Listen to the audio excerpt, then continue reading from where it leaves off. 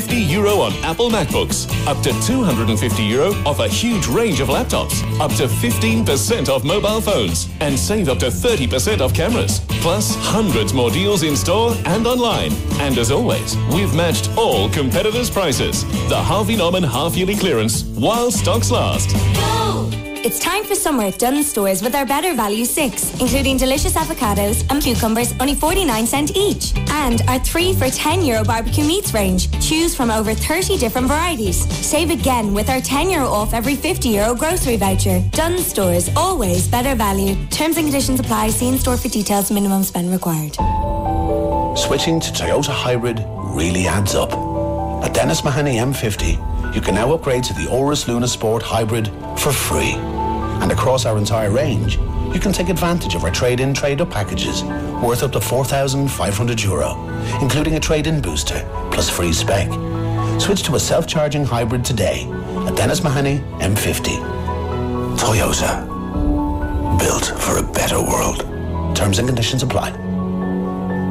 It's almost 10 a.m. Time to check out Shelbourne Park Greyhound Stadium. One great venue, 4 great nights of racing every week to suit any budget and any occasion. ShelbourneParkGreyhoundStadium.ie. From the Dublin News Centre, this is 98 FM, the sound of the city.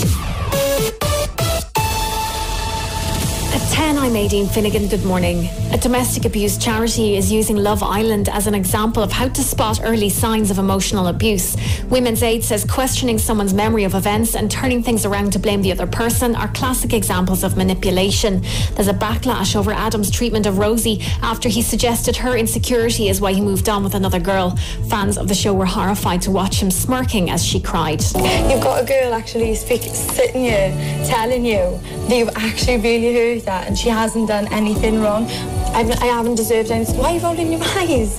You've let me literally break my heart today. I can't talk to you when you've got a face like that. Checking first-time renewals and lost passports are just some of the reasons for delays at the passport office, according to those in charge. There are reports that some people are waiting up to 8 weeks. Niall Burgess from the Department of Foreign Affairs is answering questions at the Public Accounts Committee. Where the blockage is on the system is the delay for first-time renewals and lost passports is in the checks, which are far more complicated. They take more time. The time we're stating on our website at the moment is 33 days, which is the actual turnaround time, but it's been coming down progressively. Speaking of travel, it's claimed the traditional post-leaving cert holiday can cause teenagers to feel stressed and depressed. There's a warning today that parents should reconsider if they let their children go away when they finish school. Psychologist Niamh Hannon says some could be doing their kids a favour by refusing to let them go. If your teenager is very vulnerable and they kind of want you to make this decision and take the decision away from them, it can be very helpful for teenagers to be able to say to others, look, my parents are really strict, they're not allowing me, and that kind of rescues them. And an airline has announced low-cost direct flights between Dublin and Canada. Norwegian will operate a daily service to Hamilton, Ontario, which is about 45 minutes from Toronto. Bookings open today with the first flights taking off next March. And you're up to date on 98. 98 FM and offtheball.com. With Captain America's Cookhouse and Bar. Great food, kick-ass cocktails and rockin' music. Bernard Brogan is making progress on his comeback from a career-threatening knee injury. The 34-year-old damaged his anterior cruciate ligament in Dublin training back in February. Manager Jim Gavin confirmed he was back on the training pitch this week. The Leinster Senior Football Championship final against Laois will come too soon for the former Footballer of the Year, but he could return by the end of August if Dublin advance through the Super 8s. Leinster out-half Ross Byrne is in line to make his Ireland debut this weekend. He's been named on the bench for the decisive test against Australia in Sydney. Gary Ringrose, Andrew Conway, Dan Levy will all miss this game through injury. Joey Carberry has been left out, with Byrne getting the nod, and the head coach Joe Schmidt hopes the Leinster man can get some game time. Yeah, he's been super, and that was always probably part of the plan, really, to make sure that Joey got a start on tour and that Ross Byrne got an opportunity at some stage. We'll see how the game is going as to how much and what it looks like for Ross to get onto the pitch, but he's trained really well. John Terry has dismissed claims he made a sexist remark on Instagram. He posted a picture under the caption, "Having to watch this match with no volume." Terry's TV was tuned to the BBC, where Vicky Sparks was making history by becoming the first woman commentator to call a World Cup game on British television. Terry claims his volume was broken and not that he was muting the TV because the commentator was a woman. I returned home from holiday from the Maldives today around 2 o'clock to find there's no audio in the house working whatsoever. I was watching the game with no volume, simply posted that on my social media, and people have run away and kind of, made up their own kind of stories. Just wanted to clarify, completely untrue. For the first time in decades, women in Iran, meanwhile, have been allowed to watch a sporting event with men. A screening of the 1-0 World Cup defeat to Spain in Tehran could end up being a landmark moment, as women had been banned from such events from the country for almost 40 years. The law specifically relaxed for that one match. For offtheball.com sport on 98 FM with Captain America's Cookhouse and Bar. Great food, kick-ass cocktails and rockin' music. I'm Darren Cleary. 98 FM weather with VideoDoc. See a GP online anytime for treatment and prescriptions. VideoDoc.ie. Feeling fresh today, but it's staying dry with a mix of cloud and sunny spells. Top temperatures of 18 degrees. Right now it's 12. 98 FM's Big Breakfast with Cooper and Luke. Back tomorrow morning from 6. Only on 98 FM. The following show is controversial and contains content you may find offensive. Listener discretion is advised. 98 FM. This is 98 FM's Dublin Talks with Adrian Kennedy. Good morning. It's Thursday morning, and looking at the weather outside, it's the start of the summer heat wave. Well, at least that's what the weathermen tell us. And beautiful morning this morning, and it's just going to get warmer and warmer and warmer. I'm Adrian Kennedy, and between now and midday today, this is 98 FM's Dublin Talks, the mid-morning talk and phone-in show for Dublin, by Dublin, about Dublin. It's everything and anything to do with Dublin. If you want to contact us, you can text or WhatsApp 0877 98 98 98. You can also call us on 01679 981. In just a moment, we'll be hearing about North Inner City community coming together this evening to help a neighbour. Also, a picture sent around yesterday that was meant as a joke is being deemed as racist. We'll find out what that's all about in a couple of minutes. At 11:15, with unemployment lower than it's been for many years, is there any excuse for a young person to be out of work? If you are, let's say, under 30 and you're unemployed, I want to talk to you a little bit later on to find out why. Why are you unemployed? What difficulties are you having in getting work? I want to talk to you a little bit later on. And then after 11, we'll be asking how one man took it upon himself to discipline someone else's child and got into trouble over it. Yeah, you'd be interested in that story. And it's one of those ones that you kind of think, oh, right, a child's being bold. It's not my child, but is it my job to tell the child you're being a little brat? We'll talk about that later on. All that and much more between now and midday today. This is 98 FM's Dublin Talks.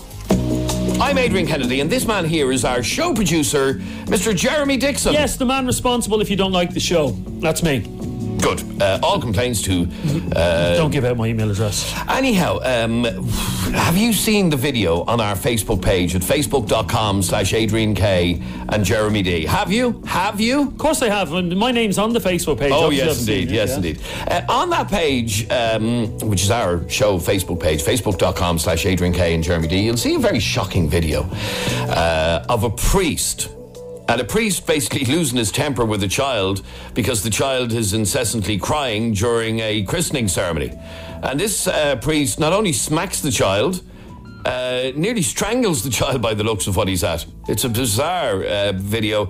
The parents trying to pull the child away. We believe the video is from France. And the priest was basically trying to calm the child down because he was crying. Now, clearly, it's a man who's never had a child, because that's not how you discipline a child when they're crying at their christening. Yeah? What did you think of that video? I thought it was shocking. Yeah. That a priest would behave in that way. The video's after going viral. A lot of people mistakenly thought that it was in a church in Dublin. No, it wasn't a church in Dublin. It was in France. Either France or Italy. No, it was France. It was France. You know what's bizarre? On a side note about the whole christening, I have a friend. He listens to this show, actually, if you want to say hello to him. Hello, him. Gavin. How are you, Gav? No, Gavin. Gav, yeah. No, I'll call him Gav if I want. Gavin claims, and he's claimed to this day, I know Gavin, I grew up in the same estate as Gavin. Gavin is, my God, he'd be in his early 40s now. Gavin claims that he can remember the day he was christened. Really? That he can actually remember. Why, was he 7? What? Was he 7? No, he was the same. I think he was 1 when he got christened. He was quite older when he got christened because he was sick and he didn't get a chance to get christened. But Gavin says that he can remember being christened. Really? Yeah. Do you think that's possible? Is it possible to remember something from very early childhood that they say? I do remember my first day in school. No, stop, you were that's probably 13 or something. No, like that's that, my earliest memory, is my first day at school. Yeah, they say that kids cannot remember anything before the age of 5, I think it is it? Is that when their brain starts developing the memory bank? But I can remember my first day at school and I would have been about 4, but anyway. We brought our young fella to Disney when he was just under 2. Waste of money. And I asked him about it there a couple of days ago. Do you remember we brought you? Because he saw an ad on the telly for Euro Disney. Daddy, bring me to Euro Disney. Bring me to Euro Disney. Well, his speech has gone worse, has it? It has. It's terrible. And I said, son, I brought you to Disney in Florida when you were 2 years of age. No, you didn't, Daddy. I never went to Disney. Yeah. So waste of money. So what's your earliest memory of childhood? What can you? Mine is my first day at school. So do you think it's possible that Gavin can remember being christened at 1 year of age? Do you think it's possible? Is it humanly possible? Is it medically possible? Well, that's an interesting question, actually. What is your very first memory? Now, don't say the day you were born. Nobody remembers that. What is your very first memory? Text or WhatsApp us on 0877 98 98 98. 0877 98 So 98 what's the 98. earliest thing in your life you could remember? Now, Jesus, if you could remember being born, we'd all be fecked up in our heads. Can you imagine being able to visualise that? No, not at all. No, it's horrific. No, it's that's horrific. why obviously the human brain decides, no, you're not going to remember that bit. Yeah. Text or WhatsApp us 0877 98 98 98. I don't know how we got talking about this. Because of Gavin. Oh, because of Gavin, yeah. What is your earliest memory? Mine is my first day at school. I remember it vividly, and I can remember sitting at the back of the class eating crayons. So what age were you?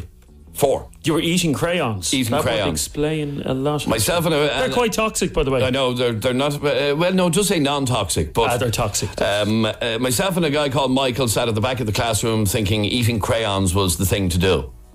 And I remember that like it was by the age of 8 he was smoking cigarettes at the back of the classroom. So that's another day's work. Yeah, so what is your earliest memory? And do you believe, now Gavin, as I said, to this day, there's no reason for him to make this up, but Gavin swears that he remembers the time that the priest was pouring the water over his head. He actually remembers that, and he was in his christening robe and he was 1. And he says, he swears on the Holy Bible that he remembers that happening. So, I don't know. Okay, text us right now on 0877 98 98 98. What is your earliest memory? Okay, we'd love to talk to you. You can call us on 6797 981. Now, today, the 21st day of June, is the longest day of the year. Which means it's brighter. I think, let me see what time the sun sets tonight now, because... Well, the bad news is it's all downhill after tomorrow. It kind of is, yeah. Dark evenings. And sunset today is, 9:56. 9:56 p.m. So what better day to have a street party than the longest day of the year? And in Dublin's North Inner City, a street party is being held, but it's a street party with a very serious and important purpose. I'm joined on the line by Nikita. Nikita, welcome to 98 FM. Hey, thanks for having me. No problem at all, Nikita. Now, you're having a street party in the North Inner City this evening. It's for a particular reason. Tell me about the fundraiser that you're involved in at the minute. We're having a fundraiser for a lady called Kelly Caffrey. She's fighting lung cancer at the moment, and we need to raise as much funds as possible to send her to a clinic in Budapest for treatment, because there's nothing that you can do in this country. Now, I believe her cancer is quite advanced, is that right? It is, it's aggressive. It's very aggressive. And you're planning to, hoping that you can go to the Gerson Institute in Budapest in Hungary. What is different about the treatment that they offer there? Well, what they have is what we don't have in the hospitals in this country, basically. We were told that there's nothing else that they could do, and the only thing that we can do now is send her to Budapest for the treatment that we can't get in their country. Okay, so this is a last gasp attempt to get treatment for Kelly in Budapest. And I know you've already set up a GoFundMe page with a goal of raising €50,000. How's that doing so far? It's doing great. It's doing great through the community, the surrounding communities, and actually social media has been great for raising the money. We're halfway there. We've lots of parties and fundraisers coming up, and we will get it. There'll be no corners left unturned. Definitely should be definitely on that flight on the 14th of July. Okay, so this is a fairly tight window to raise this money, because there is a place available for her between the 16th and the 29th of July. Yeah, and she has to be in Budapest 2 days prior to the treatment, so the 14th she has to fly out. So tell me a little bit about Kelly. She's a young woman. She's only 41. She's only 40. She's only gone 41, and she has 5 kids. Our youngest is 1. Around the start, I just had 2 twins, and 2 twin boys. They were pretty premature, so we really need to raise this money. We can't leave 5 girls without their mother, and we can't leave 2 new little baby boys without their grandmother. Okay, so like I said, a young mother, 41, 5 children, and now 2 recently born grandchildren, and basically you need to get this treatment for her. So tell me about the street party this evening. What are you doing, and where are you doing it? We're doing a street party in Dublin down in Cannon Avenue. Basically, all the neighbours, the whole community will be there. There's a DJ. Everyone has a stall in their garden, whether it's doing selling things, cakes, sweets, anything at all, doing kids' night, and everything, food, everything will be paid for, and everything that is raised is going to Kelly's. Now, we've had lots of donations from companies for a raffle. We have big prizes for raffles. We're doing an auction, so there'll be thousands of tickets being sold. Okay, so that's hopefully money is raised. Okay, so it's this evening, starting at what time? It's starting at 6 o'clock to 9 o'clock, and anyone is welcome. Okay, so you don't even have to be from around the area. Everyone is welcome to pop along. And once again, tell us where. It's in Cannon Avenue, just off Savile Place in Dublin. Okay, very good. Well, look, I wish you the very best of luck. I hope you have a great turnout. And if anybody wants to donate money on the GoFundMe page, and like we said, this is a very short window to raise the €50,000 that's needed to get Kelly over to Budapest. You just have to, I found the page by searching for Kelly Dublin, and it brought it up on GoFundMe. They're up to 22.5 grand and need to raise 50. Look, I wish you the very best of luck. I hope you have a great turnout tonight, Nikki. Thanks very much. Thanks very much indeed. All right, there you go. Now, let's go back to the video, yeah? This is the video on our Facebook page right now, which shows a baby being christened, and the priest who's conducting the christening slaps the child across the face at one side. Not hard now, not a belt, but gives the child a little slap across. He also seems to put his hands on his throat and everything. And this happened, it was a French priest, I believe, according to the news, and it happened in a French-speaking church somewhere in France. That's all we know. It's a shocking video. It's gone viral around the world. But somebody has an explanation for it. Is that right, Adrian? Apparently Miriam does. How are you, Miriam? Hi, how are you, Adrian? Good, thanks, Miriam. You were saying that the video of this priest is actually not as shocking as it may appear. No, well, I do believe it's shocking, but I was trying to put some context in it. Now, I don't know if this is the reason why he did it, but in traditional Catholic baptism and confirmation ceremonies, the slap, as it's called, is very common because it's to do with saying that your life will be full of struggle and pain as a Christian. But it's not. They don't physically slap the child usually. They just do a light tapping on the face. I got it at my confirmation, and my child got it at her baptism. Really? They didn't slap my child. He literally just lightly tapped her face, like she didn't even feel it. But I've studied, I'm a theology teacher, and people are saying, oh, well, if they slap my child, they don't physically slap them. But it is a common thing to do at confirmation and baptism. But this video is extremely shocking. Yeah, it is. I don't agree with what he did. Yeah, but that might be... that might be the reason that he just overdid it. I'm sorry, there you are. Yeah. Sorry, I'm looking at some stories and doing some research into this, and you are right, Eldor. Who am I to? Yeah, of course you're right. I know. I'm right. Women are always right. She's a theology student, so she'd know. Yeah, I know, but I'm teacher. Teacher, Adrian, teacher. Oh, even better. No, but I'm just backing up your point. It happens in confirmations, communions as well. In some cases where the bishop. It's officially called the slap, but it's not. It's a tap. But I don't know if that's the reason. Maybe there is problems, there are mental issues with that particular priest, and he definitely needs disciplinary action. He does. But maybe he's just old school, and he kind of went over the top with what is traditionally part of a Catholic ceremony. I don't know. But once again, the video is on our Facebook page right now. If you haven't seen it yet, have a look at this video. It is quite shocking, I have to say. It's on facebook.com/Adrian K and Jeremy D. But you're saying this is a priest who may have just lost the run of himself with a traditional christening slap. Yeah, now I did make a comment on your Facebook page, and I've loads of people saying, I never saw it, it never happened to my I have to say, I never saw it myself. But trust me, it is part of the very old traditional churches. Right. And it's not seen as something shocking or abusive because they don't actually hurt the children normally. Yeah, there was another video that was taken in South America a couple of months ago, and it showed a child being baptised. I don't know if you've... and basically extreme baptism, Yeah, extreme baptism. Have you ever heard of extreme baptism, Adrian?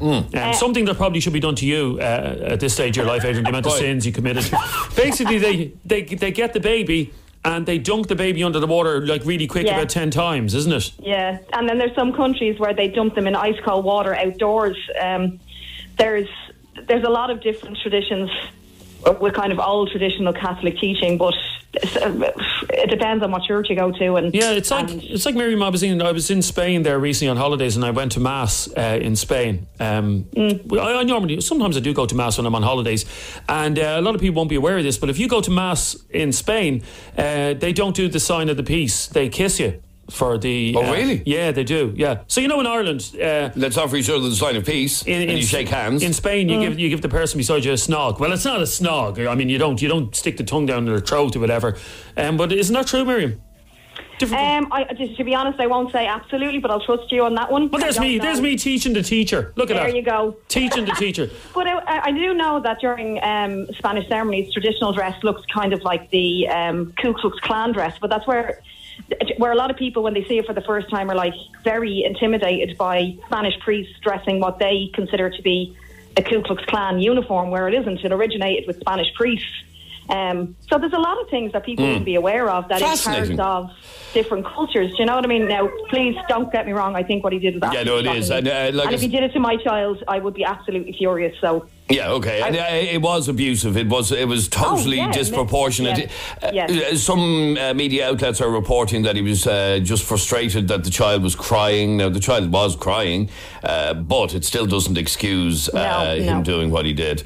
All right, Miriam, thanks very much indeed for your call. There you go. That video of the priest is on our Facebook page right now at facebook.com/Adrian K and Jeremy D. And Noelle, you just wanted to pass a quick comment on it, which was? I think it's absolutely disgusting. It is. I don't think anybody could disagree with that. But all Miriam was trying to explain is that there is a tradition in christenings for a slap. Now, that priest... there is. But what's going... it's like everything that's got to do with any sort of religion. It's just going to be wallpapered over. And he's not going to be held responsible for that. He might after the video going viral. I mean, to see... the parent, to see the dad literally pulling the child away out of what I can't understand is when he grabbed the child by the neck, and twisted the neck. Yeah. Why didn't the parents just pull the child away from him? Because they probably hadn't. Looking at it from my point of view, they probably hadn't a clue what was going on. What is going on here? But if you've seen a priest roughly manhandling your child, would you just stand there and let them do it? Yeah, but Noelle, is it any different than the amount of parents listening to the show at the moment who, as soon as the child is christened, bring them off to get their ears pierced? Is it any different than that? What about these parents? How come? But hang on. How come people don't come down hard on these parents who bring as soon as before the child is even put into a nappy, they're brought off to get their ears pierced? I find that objectionable. Different. That's the parent's choice. Yes, yeah, but it's still and nobody has a right to put their hands on anyone's child. Let it be twisting their neck. Let it be like if the father hadn't intervened, what was the priest's next step? You know, to like if he had been baptised that child in the water, what would have been his next step? Maybe to stuck the child's head under the water. Yeah, no, it is. It's a bizarre video. It's on our Facebook page at facebook.com/Adrian K and Jeremy D. Okay, facebook.com/Adrian K and Jeremy D. Yeah, well, what do you think of? I don't want to discuss this, but just I've never got your thoughts on this subject before. I don't know how you feel about it, so I'm throwing this out here, not knowing exactly what you're going to say. Okay? Yeah. How do you feel about babies getting their ears pierced? Now, I know you've never mentioned this before. This is probably the first time this has come up as a conversation. But what's your? I know you years, and I couldn't tell you what your opinion is on that. It's one of my pet hates. No way. Yeah, it is. It's one of my pet hates. I hate to see it. Why? Why do you hate to see it? Because I believe it's it's mammies in particular doing it for themselves because they think it makes their daughters look pretty. It doesn't. It makes them huge horrible. in Spain. I know. Every child in Spain and South America, every little female gets their ears pierced before they can even walk. It's horrendous, isn't it? I think so. Well, I never knew. I would have thought you would have gone the other way. No. I think it's awful. Just back to one more call on the video. Nigel, you're on 98 FM. How are you, Nigel? How's it going, lads? Good, Nigel. You've seen that video. What did you want to say? Just disgusting. Yeah. Just turns your stomach looking at it. Honest to God, if I was standing there and some man handled me kid like that, and I just hit him a slap. You see, I think looking at the video, oh, you'd slap a priest? Oh, yeah, he deserved a slap. Okay. You see, I think your child, you slap him back. I think looking at the video, I reckon those parents initially just were like gobsmacked. What the hell's going on here? You could see it. You didn't know whether to grab the child or not. Yeah. But no way. As soon as that kid got took into my hands, the priest would have gotten the dig. Oh, so it was a slap, now it's a dig. You dig a priest? Slap, dig, it's all the same. How do you feel about babies being pierced, having their ears pierced? I don't get you putting that up to that one, Jeremy, in all fairness. So I agree with a lot of things you do, but not on that one. That's completely different. Someone took your son and slapped him in the face, Jeremy. Oh, no, what would you do? No, I'd be if anybody touched the hair on my child's head. I'm just talking about parents that get their baby's ears pierced. Well, let me read a message that's just come in on that subject, and it says, "Yes, get the." That's just the start of it, yeah. I didn't get that word. It says, "Get the." I got my baby's ears pierced. Get the fajita. What? What the has it got to do with you? What the falafel has that got to do with you? Who sent that message? Let me see that message. Let me read that. Well, you can't. I can. I'm in work going mad. No, where's the... Oh, yeah, sorry, get the F. Let me see. Yeah. Get the F. I got my baby's ears pierced. What the F has it got to do with you? Well, to that very aggressive person, you're obviously aggressive by nature, so please refrain from using the language in future. It has a lot to do with me. If you're electively choosing to put your child through harm, shame on you. Oh my God, where's that music? Shame on you. And Adrian rarely, if ever, talks about this subject. No, Would you agree? It is one of my pet hates, I have to say. Yeah. So you're asking what has it got to do with me? It's my business. If your child is going through pain... It's not really your business what they do with their own child. Really? Maybe not, but I just hate to see it. So what would you say to that person that said F you? I would say, get the Good comeback, Adrian. Well done. It was. Now, we were talking moments ago about your earliest memory. My earliest memory is my first day at school, my first day in primary school. I remember it fairly clearly. Yes, and I was talking about my friend Gavin, who swears to this day that he remembers being christened at the age of 1. He says he remembers the priest pouring the water over his head and his parents lighting the candles on the altar and all that, and he says he remembers it vividly. Now, I've been looking into this, Adrian. It is actually possible to remember stuff. They're saying here, okay, on this website, that it's possible to remember your birth. Really? It's possible to remember your birth. I presume being born, yeah? It's like going down the big slide in the National Aquatic Centre. It's the same thing. You know that slide, the big dark tunnel slide? Yeah. Where you sit on the hoop? Yeah. You know that one? And your man pushes you down the slide. Yeah. Whee! And you end up in the water at the end. I don't think childbirth is quite like that. I'd imagine it's exactly like the National Aquatic Centre. Exactly. I don't think so, but... Work with me. I think it is. What is your earliest memory? Glenn, you're on 98 FM. How are you, Glenn? Morning, guys. How are you, Glenn? Morning, Glenn. How are you? Grant. Good. Glenn, what is your earliest memory? My earliest memory is driving around the back of my mum's house in a tractor with a dog in the trailer. And what age were you? I think I was 2 or 3. There you go, Adrian. So you're driving around in a toy tractor. Toy tractor with pedals on it, yeah. With your dog in the trailer. Dog in the trailer, yeah. And he's sitting quite happily in the trailer. And that was 2 years of age? Yeah. Now, are you is there a photograph of this happening? There is, yeah. So are you not just going by the photograph? No, because I can remember it myself. You can vividly remember it? Yeah. Because, I've seen photographs of myself when I was like 1 and 2 and stuff like that. They're horrific. Those photographs should be ripped up and burnt. Yeah, exactly. Yeah, I agree with you. They should be ripped up. My fiance has seen them as well, and yeah. So your fiance has seen photographs of Adrian at 2 years of age? What's going on, Adrian? No, he's seen photographs of me when I was 2. Oh, I will show you a photograph of me when I was 1 or 2. Yeah, as cute as. Yeah, can I just say this? And I don't say this lightly, Adrian. And I don't mean any offence by this. Yeah. You were the ugliest child. I take offence by that. Well, don't take offence. You are offending me. No, but I'm offending you, but don't take the offence. You were the ugliest. But I actually wasn't. You were. I became uglier later in life. No. As a kid, I was lovely. No, you were ugly as a child. I'm sorry. You look like somebody who was chewing no. An acidy sweet. Here, I'll put up my hands. I'm ugly now, but I was a beautiful child. It all went wrong for me at around 15 years of age. Yeah. I think I was dropped into acid or something like that. I was a beautiful, beautiful baby, and now I'm ugly. But you've been ugly all your life. You've actually got no breaks in life. No breaks. You're horrendous. I'm sorry, it had to be said. Maybe later I'll get a photograph of Adrian when he was 3 or 4 and put it up on our Facebook page. I can show you one now in a minute. But it's like Freddy Krueger. It's like Nightmare in Ballybrack, honestly. Tynan, you're on Dublin's 98 FM. Hi, Tynan. Good morning, how are you? Good morning, Tynan. How are you? Yeah, good. Beautiful morning out there, isn't it, Tynan? It's a beautiful morning, yeah. It's absolutely stunning. Yeah. I'm one of those weird people that has a weird memory. I remember the stupidest and strangest things. I'm the type of person that could go, someone would bring up a story and I go, yeah, you were wearing a yellow jumper and it was a Tuesday and it was 4:30. And they'd be like, how do you remember that? That was 20 years ago. But my earliest memory is before I could speak. Right. We lived quite close to Cornell's Court, Dunn Stores in Cornell's Court. Mm-hmm. And Christmas time, they used to put the Christmas lights up. And I distinctly remember my mother put me to bed and they turned on the Christmas lights and I was trying to tell her, look at the Christmas lights in Dunn's. But of course I couldn't speak.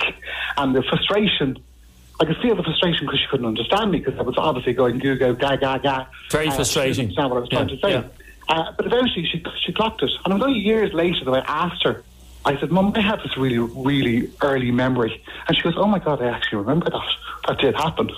Wow. Also, I have an aunt who died when I was 2 years of age. And I have a distinct memory of her. She reminded me one day from my mother, and she gave me a glass of diluted orange, and I spilt it all over the carpet. And she never screamed at me, and she just gave me the second glass. And I remember asking my mum the same thing. I said, I remember her before she died. And she says, you couldn't, honey, you're only 2. I said, I do. And I told her the story. And she says, oh my God, I remember that. I remember coming home. And so it can happen. It's all to do with your cerebral cortex. How's your cerebral cortex, Tynan? Is it okay? It's huge. It's huge. Monstrous, yeah. The gas thing is, you have a great memory. Adrian can't remember people he worked with 2 years ago. Adrian will text me if he's in town, Tynan, and I'll get a text from him saying, I'm in a bar talking to a blonde girl. She used to work with us 3 years ago. What's her name? She has blue eyes, blonde hair. What's the girl's name? I don't know. That's not a word of terrible memory. I do. No, I've a terrible memory for names, but not for faces. I'm the same. Are you like this, Tynan, that if you could introduce someone, you immediately forget their name? No, I remember their names. There's a girl that works. What they're wearing. There's a girl that works on our floor. She's about 10 feet away from my desk, and I was introduced to her the first day she started. Yeah, Jeremy, this is blank. You've no idea what her name is. No, and I avoid the girl because I don't know her name. I don't know what to say to her. Vida, what is your earliest memory?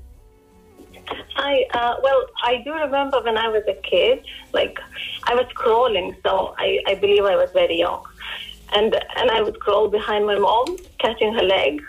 So yeah, You can remember crawling behind your mum trying to grab onto her leg? Yeah. How bizarre. Now, I'd say I've seen photographs of myself when I was that age, but it doesn't spark any memories with me. Horror? No, it doesn't spark any memories at all. It's strange that some people can remember much earlier things than others. Well, this is quite controversial, Vida. I don't know how you feel about this one, Adrian. What it's saying is you're more likely to remember things as an early baby if you had a happy childhood. Why was your childhood unhappy? It wasn't in any way unhappy. It was actually very happy. But why have you blocked it out of your mind? I haven't. Well, what happened? I don't What know. happened in that Kennedy house? We're going to take a very quick break. We're talking about your earliest memories. We've more stuff to deal with in just a moment. The sound of the city. 98 FM, Dublin Talks.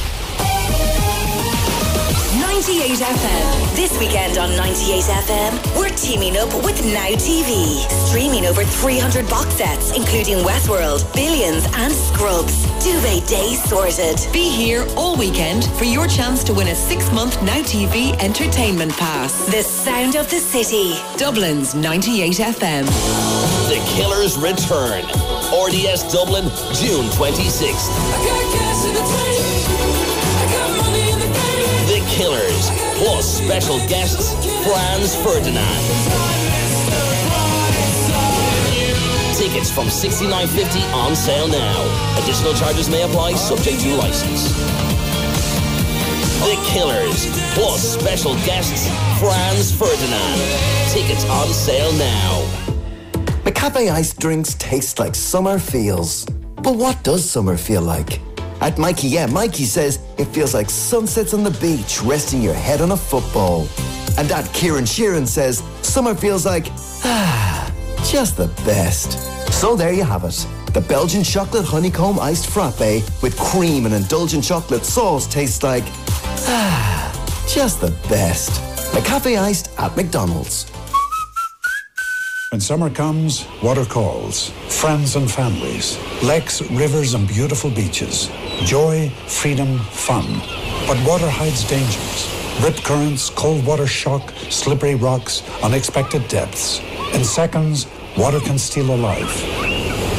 I'm Liam Neeson for Irish Water Safety. This is National Water Safety Awareness Week. Let's bring the number of drownings in Ireland down. For tips and advice, visit iws.ie.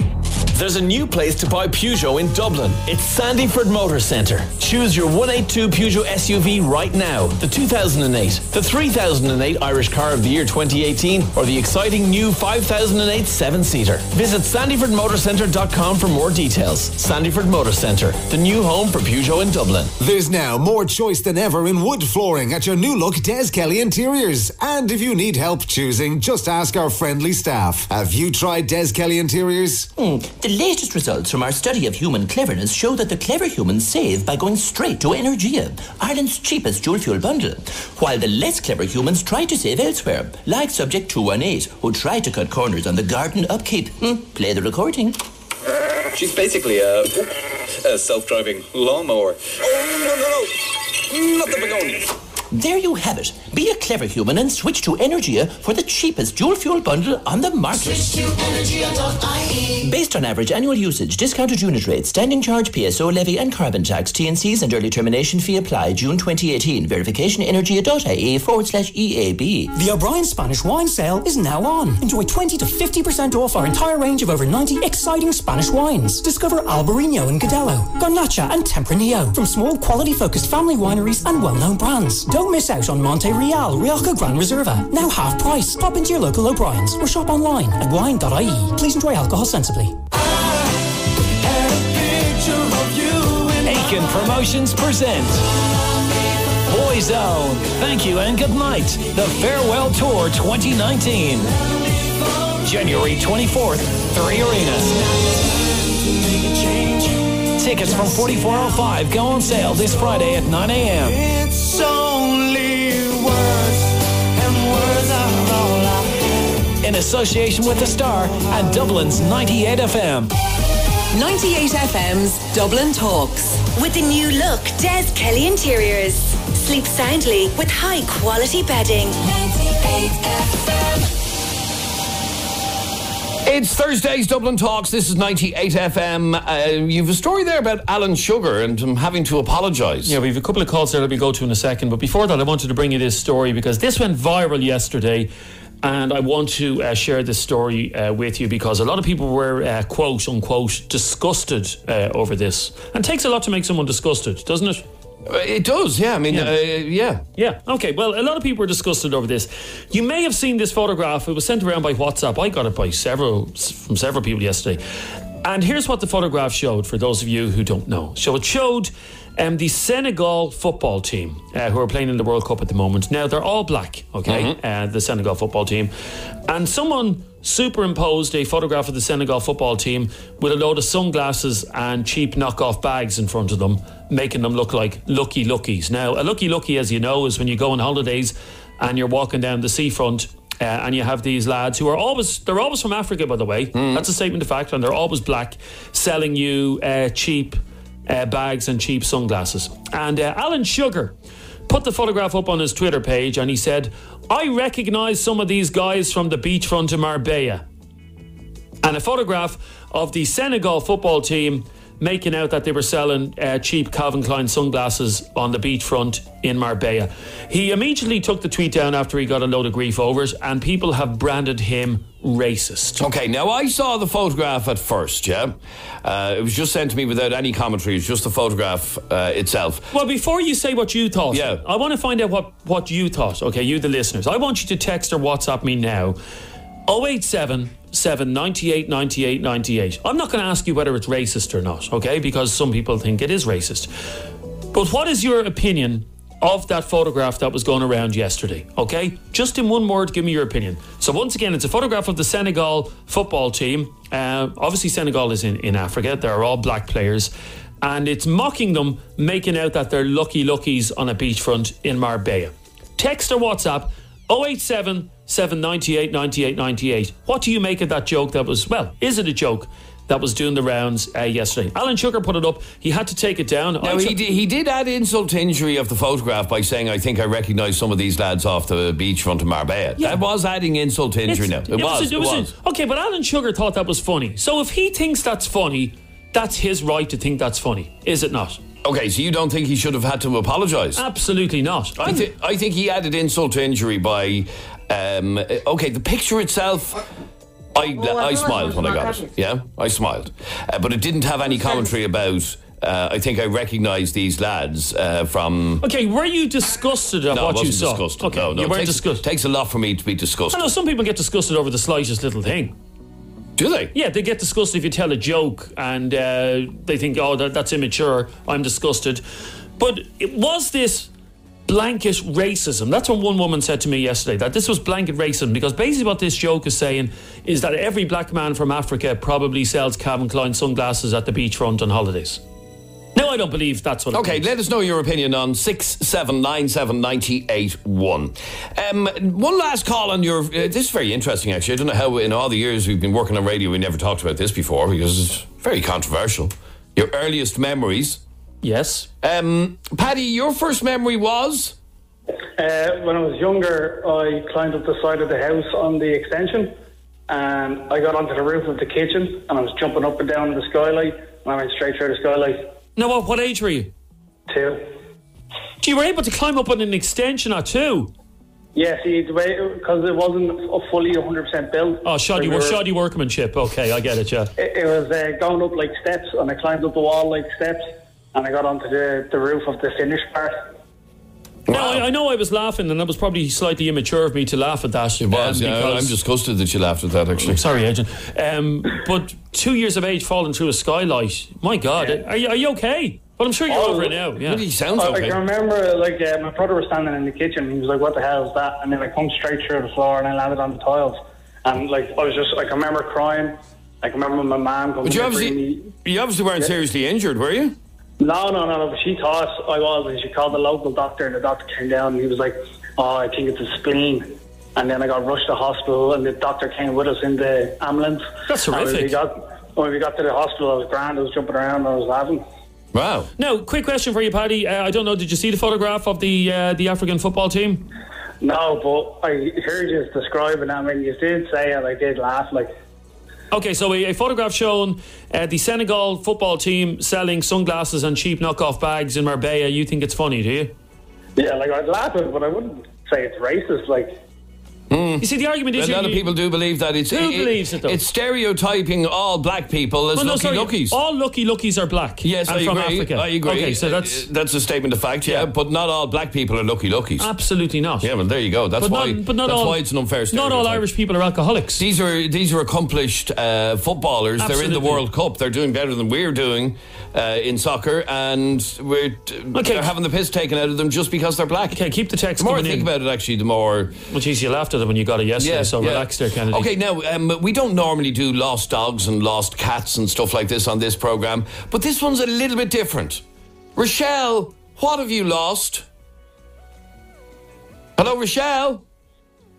Oh. Hello. Oh, there we are. Hello. Lost her voice, I thought, for a second. Rochelle, what did you lose? I lost my pet parrot on Tuesday night. You lost your pet parrot on Tuesday night. Now, how do you lose a parrot? Well, like he's a very tame parrot, so he's not usually in his cage. So right. So he normally flies around the house, does he? Exactly, yeah. So by accident, there was a door open, and he just flew out of the door. Very scared, I must say. Oh, no. Yeah, so basically we've been looking for him day and night. And, well, I don't know what else to do, so that's why I'm asking you guys. Okay, now, what part of Dublin are we talking? Where are we talking about? It's in Dublin 7, in the Navan Road area. So it could be, it's just very close to the Phoenix Park. Okay. So it could be anywhere around there. I've read that there's parrots who actually fly like 10 kilometers radius. Yeah, so he could have headed down to the zoo?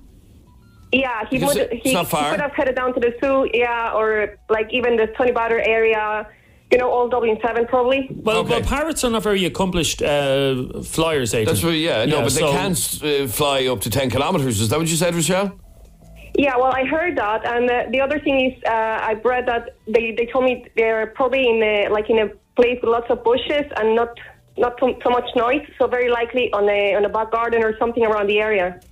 Okay, so if anybody in the Dublin 7 Navan Road area happens to see a parrot, can you get in contact with us here at 98 FM, and we will pass all the details on to Rochelle. Is there a reward? Yeah, sure. Like I don't have a number in mind, but sure, I will offer a reward to whoever gives me any information. Even like if they see him or something, we just haven't it's like he just vanished. We haven't seen anything of him after that. Nothing more. And I assume he's just a standard-looking parrot, is he? Would he? It's about 20 centimeters tall. It's green. A slightly bit of blue feathers, but mostly green. Okay. And he's very tame, and he's probably hungry now. So if he sees any person nearby, he'll probably just, try to catch their attention to get some food or something. Okay, and probably a terrified, nervous wreck. Yeah, exactly. Okay, all right. Well, if anybody sees that parrot in the Dublin 7 area, around the Navan Road, near the Phoenix Park, close to the zoo, all of that area, please get in contact with us at 98 FM if you wouldn't mind. Now, huge reaction to this, and I'm going to read out a few of your texts. We were talking about the photograph that did the rounds yesterday that showed the Senegal football team, who are all black players.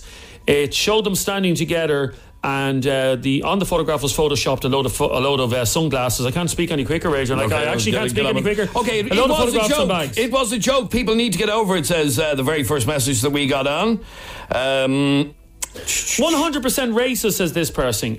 Most of the people who found this funny are absolute scumbags, says another person. 2018, the year of everyone taking offence. It was a bit of a banter. #snowflakes, says that message. And when are we going to learn that racism is racism, says this text. How insulting to assume that every black person is a lucky. That's exactly what I said just a couple of minutes ago. Do you know what I mean? And it is. These lads are accomplished football players. They're playing in the World Cup and they're having the piss taken out of them as being lucky-luckies on the beach in Marbella. That's the point. Top banter by Lord Sugar, says this message. Have a laugh and move on. My biggest problem with it, I'm not saying whether it's racist or not, because I couldn't be bothered giving my opinion to you because you'll only complain about it. So I couldn't be bothered giving my opinion on. But my opinion about Alan Sugar is, if Alan Sugar thought that was funny enough to put on his Twitter page, he shouldn't have taken it down. The golden rule, Adrian, if you tell a joke and you personally think the joke is funny, yeah? And people find offence with everything. I'm sure there's people that found the first part of this show offensive today. Yeah, probably, yeah. But my argument has always been, if you do something and you don't believe it's offensive, don't bloody apologise for it because somebody else has been offended. Thank you very much. I'm sorry, but I never apologise. Yeah, I never apologise. I'm sorry, I don't. You're like my missus. What? You're like my missus. Yeah, but your missus is never wrong. Oh, she is, but she still doesn't apologise. Oh, no, she's never wrong. This is 98 FM's Dublin Talks. I'm Adrian Kennedy. We're here till midday today. Are you under 30 and unemployed? If you are, I want to hear from you on 6797 981. I'll explain why in just a moment. The sound of the city. 98 FM's Dublin Talks.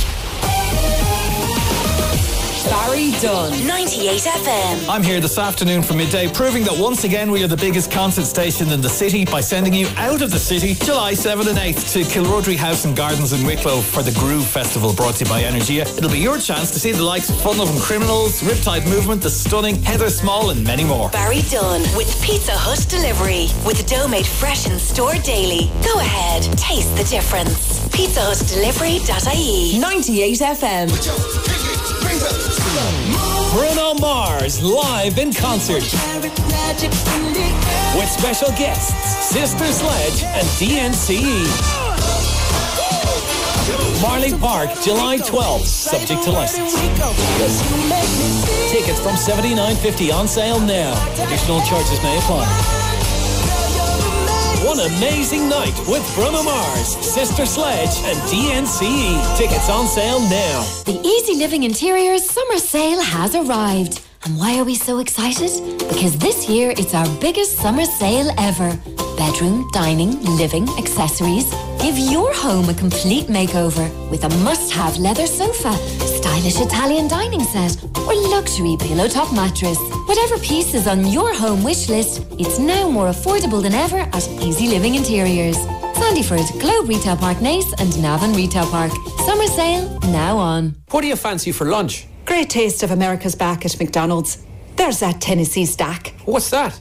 Well, I do declare. There's 2 beef burgers, mighty fine onions, bacon, and heavens to Betsy, a smoky Tennessee-style barbecue sauce in a flour-topped bun. Y'all coming? Darn tootin' I am. Great Taste of America is back at McDonald's. Go all out for the smokin' Tennessee stack with a sweet and smoky barbecue sauce. Around until Tuesday. The Nissan car combo offer is here. Get not 1 but 2 new cars for an amazing €341 per month. That's 2 great cars for one incredible price. Go to nissan.ie to find out more. Nissan. Innovation that excites. Nissan PCP Finance is provided by AIB Finance and Leasing. Allied Irish Banks PLC trading as AIB Finance and Leasing is regulated by the Central Bank of Ireland. Minimum 10% and maximum 30% deposit required. Warning, you will not own these goods until the final repayment is made. Get online before you get away. Get your travel insurance with chill.ie today. Chill Insurance Limited, trading as Chill Insurance, is regulated by the Central Bank of Ireland. Reveal a more youthful you with anti-wrinkle injections at Therapy Clinic. Join thousands of men and women who've been treated by Therapy Clinic's experienced medical team to reveal a fresher, more confident you. For a free consultation, call Therapy Clinic today. Therapy Clinic, love your skin. Are you the guru with the lucky National Lottery tickets? I was. Was? I use the app now. The app? So, trekking up this mountain was a total waste of time. Yes. Came all this way. Could have just played on my phone. Play now with the National Lottery app. Download it today via Google Play or the App Store. Play responsibly, play for fun. Hi, I'm Brendan Kavanagh, CEO of GDPRcourse.com. GDPR became law on Friday, May 25th. Are you worried that your business, volunteer organisation or club is at risk of being fined? We now run daily accredited GDPR practical implementation courses at our nationwide training facilities. This course gives members of your organisation tasked with GDPR the practical tools to implement and maintain GDPR compliance. Don't get ripped off by expensive consultants. Go to GDPRcourse.com. 98 FM's Dublin Talks. With the new look Des Kelly Interiors. for even more choice in wood flooring. 98 FM. It's 98 FM's Dublin Talks. I'm Adrian Kennedy. Here's a question for you. Is there any excuse for someone under the age of 30 who's able-bodied to be out of work? If so, what is the excuse? Why in God's name would a 25-year-old able-bodied man or woman be without a job? The reason we ask this is figures out today show that unemployment in Ireland is getting lower by the day. Thank God. I know I hear lots of you reply. The number of Irish people now classed as long-term unemployed, that's out of work more than 12 months, has fallen by 40%. So here, have a listen to these figures for youth unemployment. The latest figures show the unemployment rate for young people is at 11.9%. So there are more young people unemployed than any other age group. And we want to find out, why do you think this is? Several people commenting on social media have said the people under 30 who are unemployed have no excuses, no answers, just pure laziness. Paul, you're on 98 FM. How are you, Paul? How are you doing? Paul, we're asking you a question. Is there any excuse for a young, able-bodied person to be on the dole? You are. Why? There was a choice that I made to be on the social. I actually left work to go on to the social so that my spouse could go back to work and I'd look after the kids. And you'd look after the kids? Yeah. So it's literally, I'm only on the social about 2 or 3 months now. About 2 or 3 months. So yeah. She's out working and you're at home minding the kids? Exactly, yeah. And why can't you work as well? Can't get a babysitter, and if we go to pay for a babysitter, it's costing too much for us. Okay, so it's not worth your while financially to employ a babysitter. It benefits us for her to work and me to stay at home, because then I get to spend time with my kids. I'm not working 110 hours a bleeding week, and she's actually getting to work then. She's getting out of the house. And did she have a better job than you, or does she have a better job than you had? That's a pay. It's a couple of euro more, but it makes a difference. Like. Okay, it makes a difference, right? Yeah. Now, a lot of people believe that there is no excuse, even having to mind your children, for being on social welfare. That you should be out working. Well. Look, if I could get a babysitter any day of the week, I'd gladly go back to work. But unfortunately, she hasn't got any family, and my family are all working, so we have to do it ourselves. Okay, so it's just impossible. It's just the situation that we're in. I'd love to go back to work and have more work as well, but see, it's just not working for us that way. All right, so that is your excuse for being on social welfare, that it's just... No, there shouldn't be excuses. There shouldn't be. There's, for people like my age, single people that are on the social. I have friends that are 27, 28, 29, and they're on the social nearly over 10 years. No kids. And what do you think of that when you hear of somebody... It's just pure down and out, just laziness with them. It's again... Personally, getting the one, I think we get 198. Getting the 198 that we get is scandalous. Like that's coming from me, and I'm on the social. Like, it's 198 is scandalous. If anything, the social should be making them work for it. Have them do some sort of community service or something, to get 5 or 4 days a week to get that social.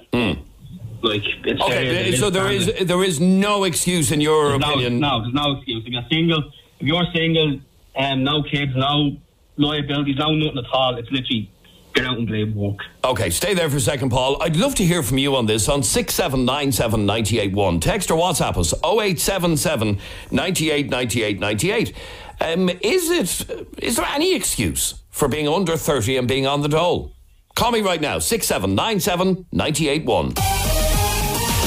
98 FM's Dublin Talks with Des Kelly Interiors, where quality costs less. For carpets, wood floors, beds and mattresses. 98 FM. The sound of summer.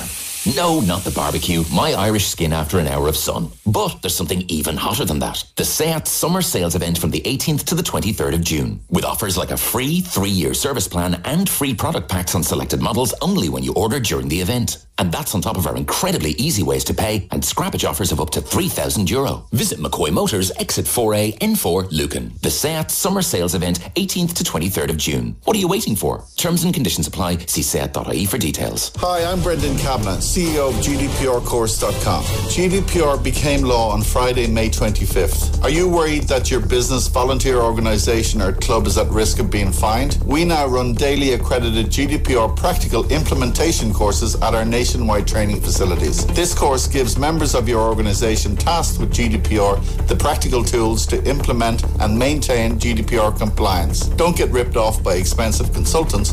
Go to GDPRcourse.com.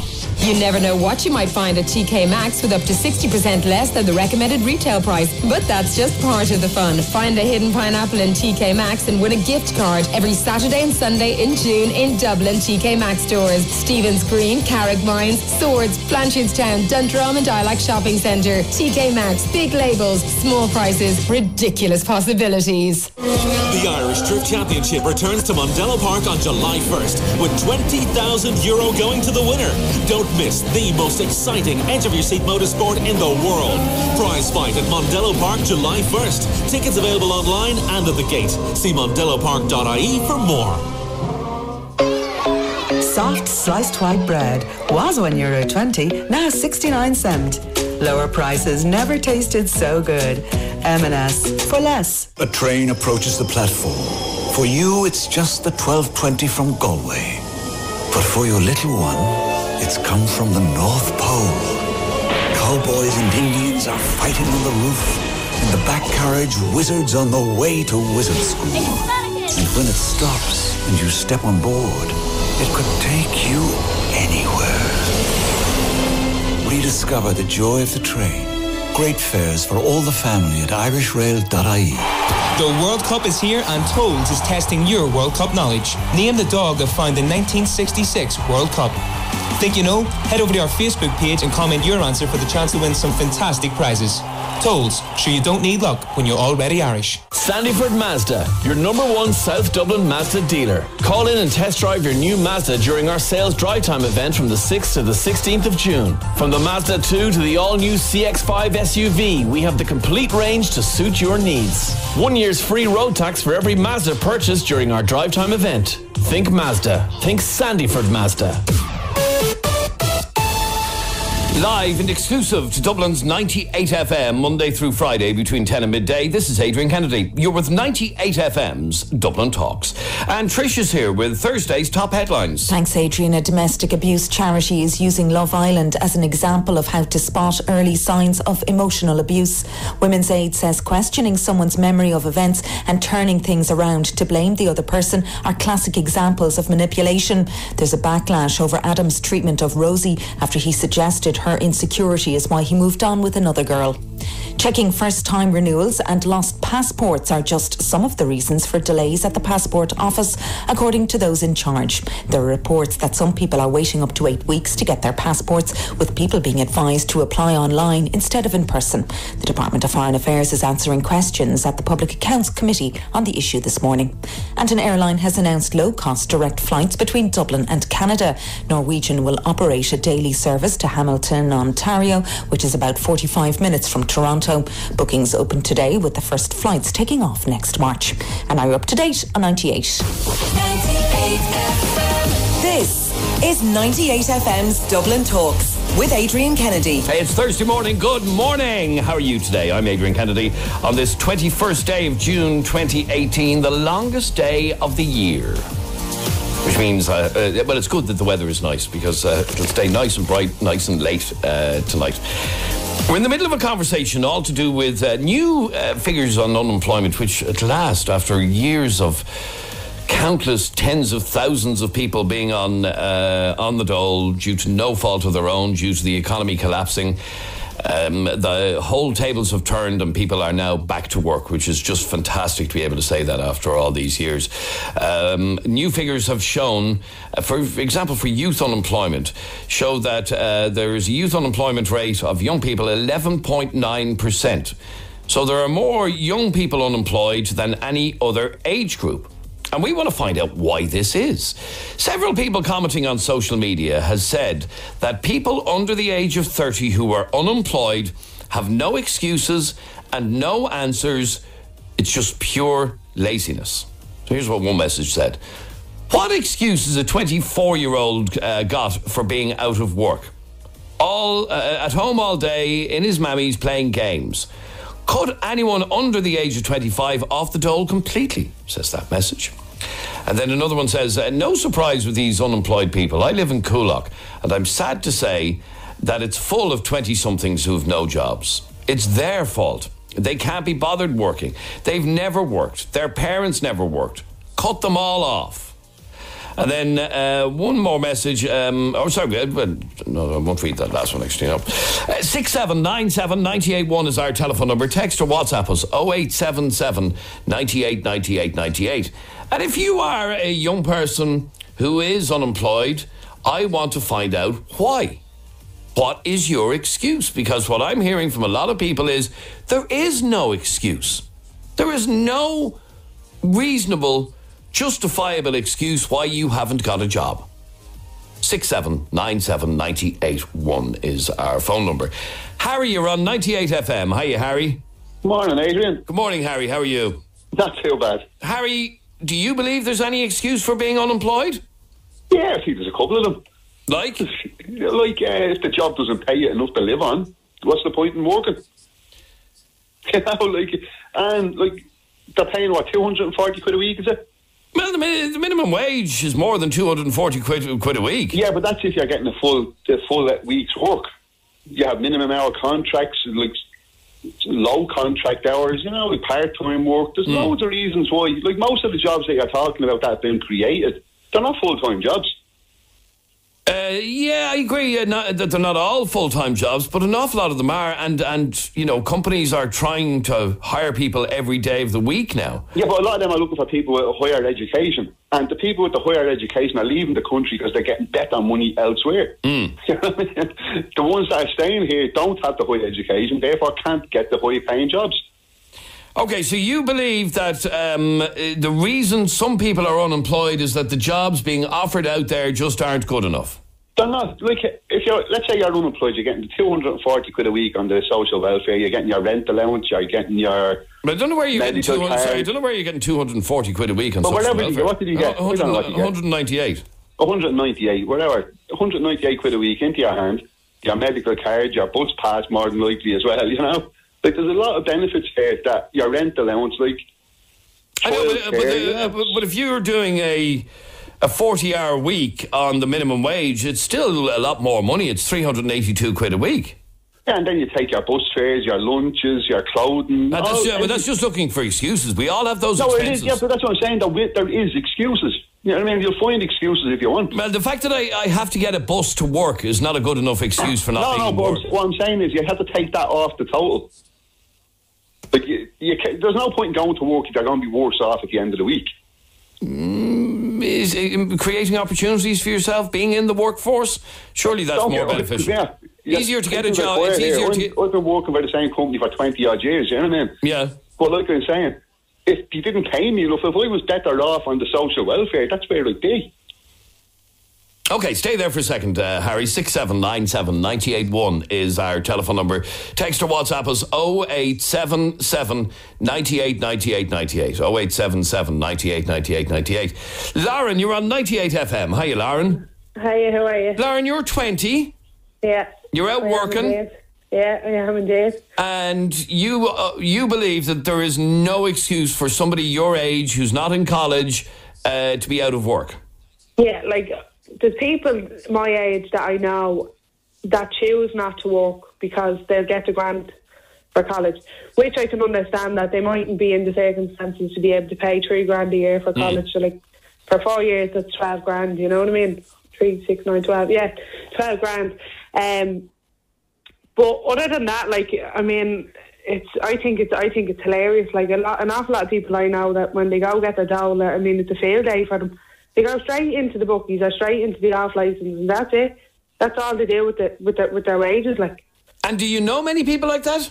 Oh yeah, I know plenty of people like that. I just like it's nothing got to do with me. I know that, but I just laugh at it, like, because I'm saying, like, this is madness. Like, I think the dole you should be audited to see how much. Like, your man that was on beforehand, he has kids to look after. Do you know what I mean? Like, and his wife is out working. Like, they should be audited, like, to see how much people should be getting a week. Like, it shouldn't be straight away 198 quid a week for doing nothing. Well, in fact, on every month. If you're under 25, it's less than 198, I think. But yeah, you still get money for nothing. Yeah. So like you're signing on once a month, I think, and that's all you're doing for. I think it might be 140. I think for if it's you're under 25 or under 24. But they're doing nothing. Like, there are now, like, I understand, like, younger people, like, around 17. Like, when I was 17, I found it terribly hard to get a job. Like, nowhere will hire, well, very few places will hire you because you're under 18. I was literally swimming against the tide trying to get a job. I went down to Uber and all, and they were like, no, we can't do that because you're not 18. But so you did eventually crack it. Oh, yeah. Eventually I got there. But there's still, like, I got a job in, like, a catering company, and I still had to be off the premises at 10 o'clock at night, you know what I mean? And then I was on, I think, less than minimum wage when I was 17. And by the way, just the rate for young people who are unemployed is it 107.70? 107.70 a week. It's not an awful lot of money now, in fairness. Oh, is it? Yeah. But it's not much less than 198. No. I thought it'd be a little bit less than that. But, like, I mean, you're signing on once a month, and that's all you're doing. Like, there's plenty, like, people can go do, like, the X's and O's. They can work a couple of days, and then for the days that they don't work, they can get the dough.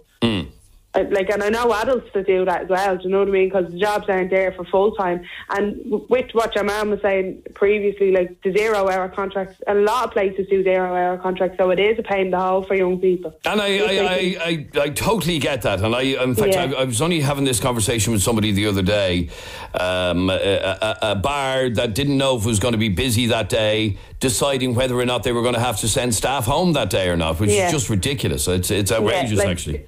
That deters young people away from applying for things. Yeah, you know what I mean? Like, you turn up for work, you go in for the day, and they send you home after 2 hours because there's not enough work for you. So basically, you're out of pocket then because you're out there having to pay for the bus at Lewis or whatever, and you're at there buying your lunch, and so basically you're at there, like, wasting their money because obviously I think minimum wage is what, 9 something, so you're getting paid €18 for the 2 hours. And you have to spend a tenner on your bus and whatever, on your bus in Lewis or whatever. Okay, stay there for 1 second. 6797 981 is our telephone number. You can text or WhatsApp us on 0877 98 98 98. 0877 98 98 98. Aisling, you're on Dublin's 98 FM. How are you, Aisling? Hi, Adrian. I'm fine, thank you. Now, you don't quite fall into the young category. Sorry about that. You're 39 and unemployed. Yes. Why? Well, about 2 years ago now, I left a job 10 years to take another job that was closer to me and paid a bit more. And everything was great, working out fine. And then after 5 months, he turned around and said, sorry, things didn't work out, I have to let you go. I asked for a reason, wasn't getting a reason, so I ended up finding out what the reason was. And not to go into too much details, but he ended up buying out another place, and he had to take the staff, so I was let go. And that was it. I was left with nothing. So how long are you on the dole now? Since March 2017. Oh, right, so a year and a half nearly. Yeah, now I've applied for jobs. I only ever really worked 3 days because I do have a young child at the moment, and my working hours fitted in with his school, and I had a childminder and fitted in with hers. her hours as well. You know what I mean? So, like, I want my child to have a life, you know, not just be with the babysitter all the time. Mm-hmm. But those hours suited me, you know, the kind of way. Whereas now I'm applying for jobs and they want you to work 40 hours a week, you know, evenings, weekends. And then some places, like, I've sent in loads of CVs. Not the fact that I haven't been trying. And some places aren't even getting back to you. I mean, I've applied to Aldi, Tesco's. Oh, right, so you're not just looking for work in the area in which you were working? Oh, no, I take anything now. I take anything. I've applied for to be a school lunch lady. I applied for that there the other day. But, like, nobody's getting back to you. You're sending out all these CVs. Like, I've had a few interviews. And, like, the likes of the supermarkets, you're kind of saying, like, what are you looking for? You know, like, what are you looking for? Like, I can work a till, I can stack shelves. So, like, why and you're am just I finding it getting really this job? frustrating that people just aren't getting back to you. Yeah, like, why? But when I had the interview for the supermarkets, I'm, like, kind of going, why am I getting these jobs? Like, I can do what, you know, the job description is. So, like, why?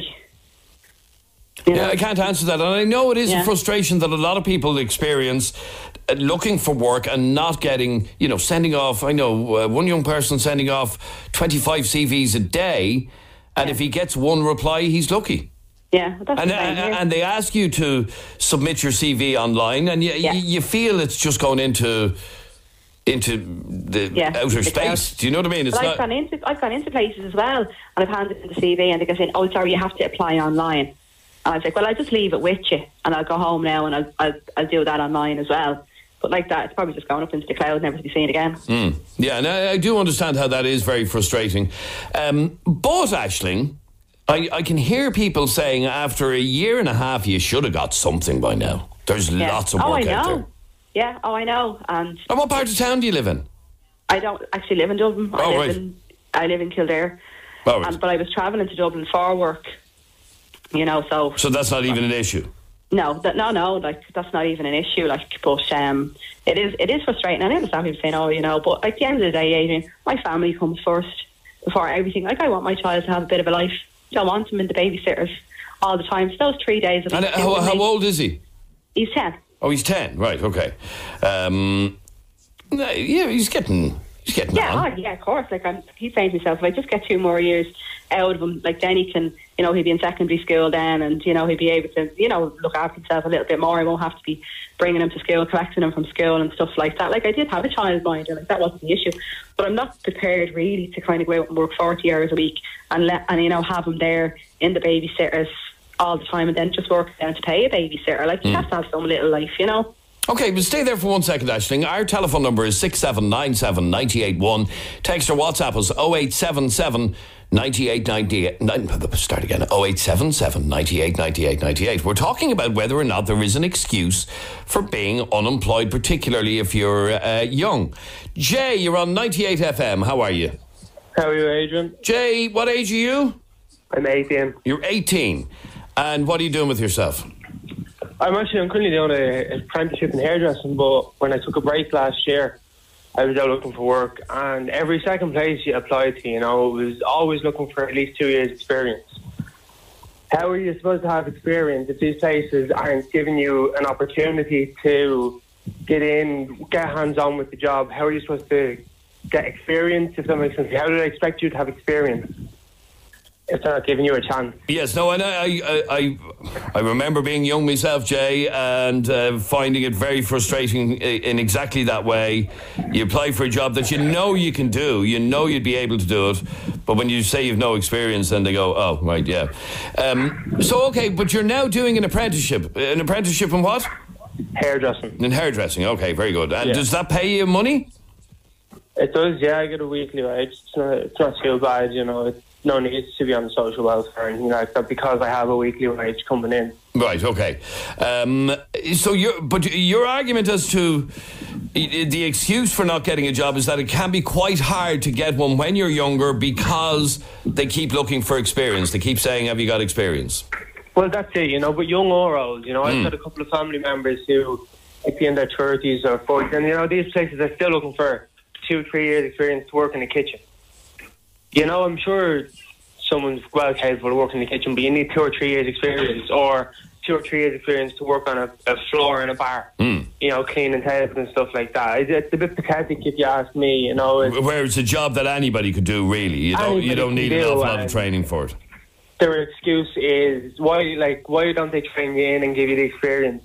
If they're not, that they're looking for you to have experience already, Yeah, I mean, in fairness, we were talking about a parrot earlier on. No disrespect to lounge staff, but it is a job a parrot could do, in fairness. So, and you don't need training for it at all. I used to do it, that's how I know.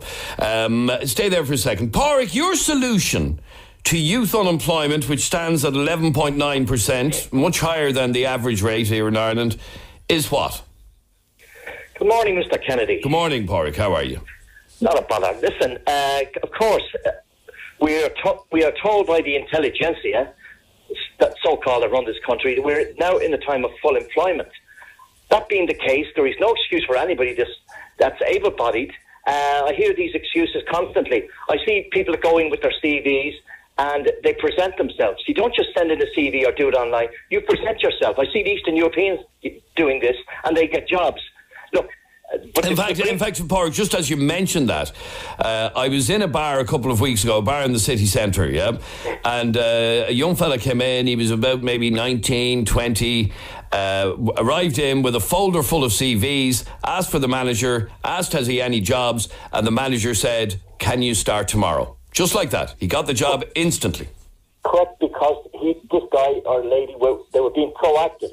If a potential employer sees you being proactive and you want the job and you present yourself with your CV, they're going to say, well, this person wants a job, as opposed to these people sitting on their laptops and printing off CVs to beat the band. It wastes of time. But the previous guy, your previous caller, Adrian, hit the nail on the head when he said, if it's financially not viable for you to go to work, if you're going to be worse off financially, and if you have a load of children in this jurisdiction, I mean, if say if you have 4 children, you get 22.5 grand. Factor in your secondary benefits, you would have to get a job of 40k to make it worth your while. Yes. So look, so my solution to the problem, the situation is, in a time of full employment like this, these people that don't want to work, and remember, a lot of them are actually doing nixes on the side. 80% of them are doing nixes on the side, cash in hand. They don't want to pay income tax, okay? Now, there's a lot of these people, if you see them in the post office, if you're ever in the post office, you see a lot of these people, be honest with you, Adrian, a lot of them are unemployable. Nobody, to look at the state of them, nobody's going to take them on anyway. Because, like, a lot of them are... And actually, just as you say that, Pádraig, there are some people, and you're dead right to say that are unemployable. So how do you prevent those people remaining unemployed? Well, what I would do then is I would put them on courses, and if they refuse to engage, well, a lot of them are, they refuse to engage, I would cut off their money completely. Now, and another thing, Adrian, another fallacy here is this, the pension system. When you get to 66, or it's going to be kicked out further when you, depending on your age, now it could be 68, 70. But listen, say 66 at the moment. Somebody that's paid into the system, say for 40, 45 years, gainfully employed, you get the other person who's been on the dole all his life. It's an outrage. When it comes to the state pension, he only gets 12 quid less than the person that's worked all their life, contributed to this country. It's an outrage. You know something? This is what we should do, but we won't do, because the government, we are run by a left-wing government. What they should do is, anybody that does not contribute, they should not receive any pension whatsoever. I can hear some people agreeing with you, but that surely doesn't apply to people with disabilities, for example, who can't work or whatever. Okay, fine. You obviously believe that people who are young and unemployed should eventually have their welfare cut off altogether. Cut them completely. And what I would do, like, if they refuse to engage, only if they refuse to engage, and a lot of them are. And remember what I said, Adrian, 80% of them are doing cash in hand nixes on the side. That's the real reason why they don't want to work. Some of them are working. They don't want to pay income tax. Let's put it in a nutshell here.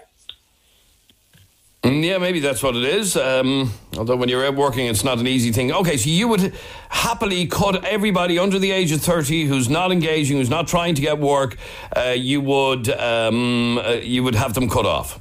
Anybody up to the age of 50, into their 50s, that's able-bodied. And like I said, anybody now that does not pay into the system, they get no state pension. End of story.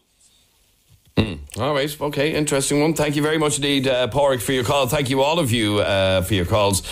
I have to leave it at that. You're listening to 98 FM's Dublin Talks. I'm Adrian Kennedy. We're here until midday today. Now, I want you to have a listen to this message. We got this on an email last night. And here's what it says. You should discuss this on your radio show. I live in a cul-de-sac in Sandyford. Yesterday, I was in my front garden. The road was full of kids playing, as they do at this time of the year. This kid, who was about 5, started chasing one of my cats and throwing pebbles at him. I saw this happening and I ran over to him and let a shout at him, telling him to leave my cat alone. I probably shouldn't have shouted so loud, but that's how I reacted. The child started crying. His mother came running over to me, cursing and shouting and telling me never to discipline her child. So that's a guy called Desi who got in contact with us over something that happened on his road. As I said, it involves him disciplining a neighbour's child. And here's the question that we want to ask you. Is it ever acceptable to discipline someone else's child in a situation like this? Was Desi in the right or not? How would you react if a stranger shouted at your child? Or are you one of the parents who believes, as many parents used to believe anyway, if you come home from school years ago and you say, the principal gave me the cane on the hand, many parents would say, you probably deserved it. Now, most parents will say, what? And cause outrage. This child was being bold. This child was throwing stones at a cat. And Desi reacted by being very angry and shouting at the child. Call me right now on 6797 981. Text or WhatsApp us 0877 98 98 98. The question we're asking is it ever acceptable to discipline someone else's child? We'll take a quick break. We're back with more of your calls in just a moment. The sound of the city. 98 FM's Dublin Talks. 98 FM's Job Spot. Find your next job on jobs.ie, Ireland's favourite jobs website. Rainforest Spa in Enniskerry is hiring beauty and massage therapists and a front of house receptionist. Cash and Carry Kitchens seek fitters in Dublin. MK Removals seek a full and part-time C licence removal driver. Absolute Beauty are recruiting a full-time beauty therapist to join their Minute salon. For more details and all the contact information required to apply, see 98fm.com/jobspot, or if you've got a vacancy, email it to jobs@98fm.com. The Easy Living Interiors summer sale has arrived. And why are we so excited? Because this year it's our biggest summer sale ever. Bedroom, dining, living, accessories. Give your home a complete makeover with a must-have leather sofa, stylish Italian dining set, or luxury pillow top mattress. Whatever piece is on your home wish list, it's now more affordable than ever at Easy Living Interiors. Sandyford, Globe Retail Park Nace and Navan Retail Park. Summer sale now on. The sound of summer. No, not the barbecue, my Irish skin after an hour of sun. But there's something even hotter than that. The Seat Summer Sales event from the 18th to the 23rd of June. With offers like a free 3-year service plan and free product packs on selected models only when you order during the event. And that's on top of our incredibly easy ways to pay and scrappage offers of up to €3,000. Visit McCoy Motors, Exit 4A, N4, Lucan. The Seat Summer Sales event, 18th to 23rd of June. What are you waiting for? Terms and conditions apply. See seat.ie for details. People of Ireland, global brewers are forcing you to drink tasteless lager. It's time for a craft beer revolution. Brewdog's Cinematic Circus is coming to Weston Airport on Saturday, July 7th, and we're bringing fresh craft beer, live entertainment, incredible street food, and a cult movie, The Shining, on Ireland's biggest HD screen. All for just €16. Get your ticket now at brewdog.com/circus. Over 18s, please drink responsibly. See drinkaware.ie. At Centra, we're celebrating summer with fantastic offers across the store. Get grilling with mix and match barbecue meats, 3 for €10. Pringles selected range 200 gram, 2 for €3 or €2 each. And Emotivo Pinot Grigio was €10, now €7. Centra, live every day. Enjoy, call sensibly.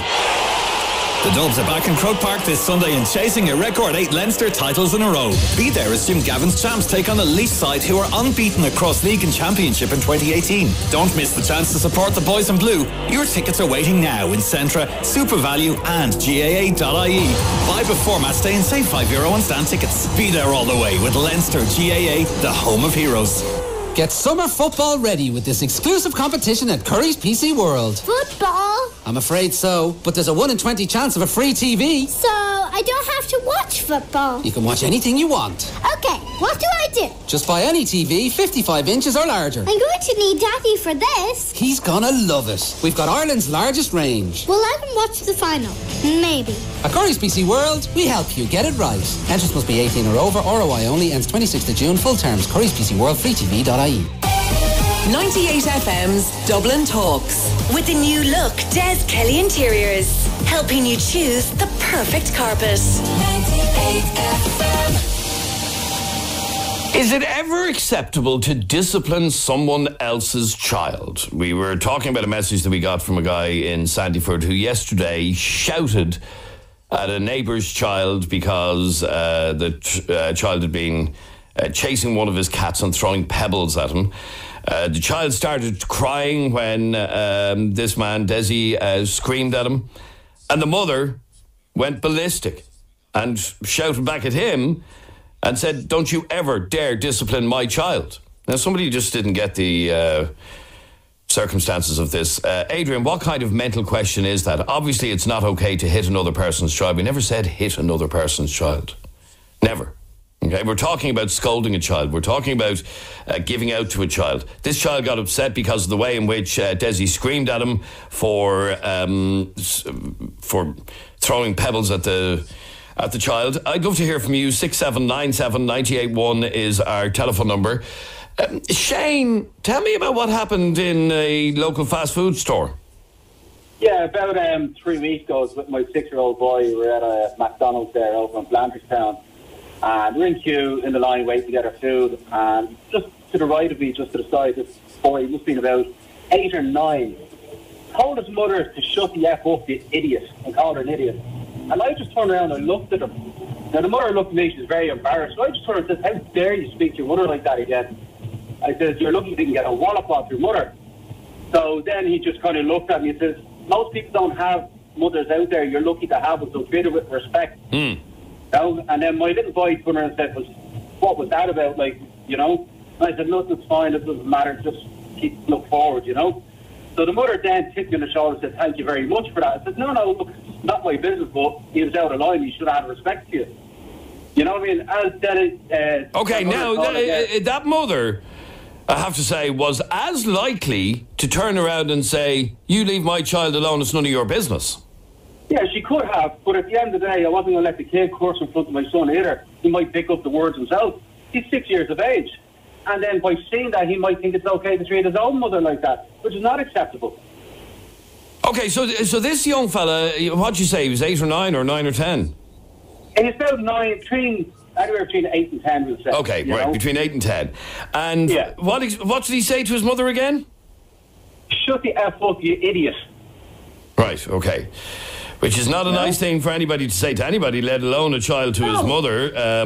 Yeah, exactly. But a lot of people... Like that guy, Desi, fair enough, because we're men, our voices are quite boisterous, he probably did react a little bit to it, but at the end of the day, he had the right to turn around and shout at the child, maybe not too aggressively, or I don't know, I wasn't there. But he could have easily went down and said, "Listen, don't touch my cat again, it's not okay, I'm going to tell your man." You know what I mean? He didn't hit the child, he didn't physically hurt the child, nothing. So if someone done that to my animal, they get the very same. If something to my property, they get the very same to me. Okay, now I mentioned a while ago that there would have been a time where you come home and you'd say, the teacher hit me a wallop on the hand, and many parents would have said, "Well, you probably deserved it." Yeah, you better believe it. But now... people don't want you doing anything to your child, not shouting at them, barely talking to them. And in other words, was it really any of your business to say to that child what you said? Well, I could have been told to mind my own business, for one. That's fine. And I would have said, right, fair enough, but I appreciate it. He didn't speak to that in front of my son. Simple as. You know what I mean? I thought, like, in a way, it kind of educated my son as well, by him understanding that it's not okay to speak to an adult like that, or let alone his mother. And So- look, we all agree that it wasn't acceptable for him to speak to his mother like that, but this mother wasn't your sister, or you didn't know this woman from Adam. She wasn't. No, I didn't know her at all. But, like, at the end of the day, still, kids need to learn respect. You know what I mean? There's a lot of kids out there. Yeah, but it's not your don't have job. respect anymore. It's not your job, Shane. And by the way, I'm only playing devil's advocate here. It's not your job, Shane, to be telling or to be, giving guidance to somebody else's child. No, 100%. It's not my job, but my job is to educate my son upon respect. And my son had witnessed and seen that. So at the end of the day, by me doing that, my son got educated on how to treat people with respect, and particularly his mother as well. Knowing that it's not okay. Okay, so I just want to reiterate this story because I'm very interested to know how people feel about how you reacted to this. So you're in a McDonald's, you're sitting close to this other family, and the young fella aged between 8 and 10 says to his mother, "Shut the F up, you idiot." And you said to the young fella... I said, "Watch the way you speak to your mother." I said, "Have some respect." I said, "You're lucky you even have a mother. There's some kids out there who don't have any mothers. As you need to treat her respectfully." And that's all I said. I didn't shout. I just calmly said it, and the mother even said thank you. And even the kid, when he's eating his food, he kept his head down. I caught him looking over, and he just kept his head down. He was quiet, and the mother winked at me. All right, okay. So she was grateful that you intervened in that way. But like I said, you were as likely to get a completely opposite reaction from a mother. Oh, 100%. Yeah. Okay, that's life, unfortunately, There's too many kids out there now these days who have no respect for anybody. And like I said, I couldn't agree with you more. Well, let me stay there for a second, Shane, because I'd love to know whether or not people agree with Shane doing what Shane did. Okay, so here's the story. He's in a fast food restaurant. Child aged between 8 and 10 says to his mother, "Shut the F up, you idiot." And then Shane says to the young fella, "Watch the way you speak to your mother. Have some respect. You're lucky to have a mother." Now, do you think that was... and he doesn't know this mother from Adam. He doesn't know the child from Adam. Was he right to do what he did? I just want you to text the word yes or the word no to 0877 98 98 98. Or are you somebody that would have turned around to him and said, "You mind your own business"? The question we're asking is, and I want you to just text yes or no to 0877 98 98 98. Text yes or no to 0877 98 98 98. Was Shane right to do what he did? When the young fella said to his mother, "Shut the F up, you idiot," Shane said to the young fella, "You watch the way you speak to your mother. Have some respect." Now, this wasn't his child. This was a randomer's child. Okay, text yes or no. Was he right to deal with it the way in which he did? Text yes or no to 0877 98 98 98. Dave, you're on 98 FM. How are you, Dave? All right, Adrian. Dave, the question we're asking is it ever acceptable to discipline someone else's child in the way in which, for example, Shane did? Yes and no. Like, my missus, she minds kids for friends of ours from time to time. And if the kids are under her charge, so she has to be the authoritarian, otherwise they'll run amok. So in a sense, yeah, you can scold them, you can tell them to go sit down somewhere. You can't, obviously, under no circumstances can you raise your hand to somebody else's child. No, and that's not what this conversation is about, and let's make that perfectly clear, yeah. Yeah, no. Under, if you're looking after kids, yes, because you can't let them run, you can't let them run riot on you. You know what I mean? You can't, let them act a little shy bag. When their parents aren't around, you're the one that's in charge. You're the one that's looking after them. So, to a certain degree, you can. But, you can't, be dealing out punishments and stuff. And if the kid is being a little shitebag, just don't look after him anymore, really. Okay, now, you heard Shane's story there. He basically scolds a young fella in front of his mother as well, by the way. Was that appropriate? Was that something that is okay to do? Morally, he was right. Practically, I don't really agree with it. And the reason is, if you want your kids to listen to you, you're the boss. You tell them what to do. You're the one to make sure they grow up to be good people and not just, a scumbag or a shithead. But if somebody else comes in and says something like that to your child in front of you and you don't do it, you look impotent in front of your kid. Do you know what I mean? You look like you have no power because someone else had to come in and do what you're supposed to do. Do you know what I mean? Do you understand where I'm coming from? Like, children, they're like pack animals. You know what I mean? You have to be top dog the whole time. Yes, no, I get that. But okay, but Shane stuck his nose in, you could argue, but he feels he was right, and in fact the mother even thanked him. But see, that's the problem. I mean, like, morally, he was right. But practically, that mother shot herself in the foot because that child now thinks someone else is after saying that to me. My man didn't. You know, the mother looked weak in front of her kid. And you know yourself, if you show weakness in front of children, they will walk all over you. All right, stay there for 1 second. I'd love to hear from you on this on 6797 981. You can text or WhatsApp the programme on 0877 98 98 98. 0877 98 98 98. We're talking about whether or not it is ever acceptable to discipline someone else's child. Now, you've heard Shane's story. I have to say, a lot of you think he was right. Some people commenting, shame the mother couldn't discipline him herself. If more people did that, it would be a better place. As a matter of interest, Shane, just to go back to your story, I know the mother said thank you to you. The young fella was all meek and whatever after you give out to him. But did she give out to him?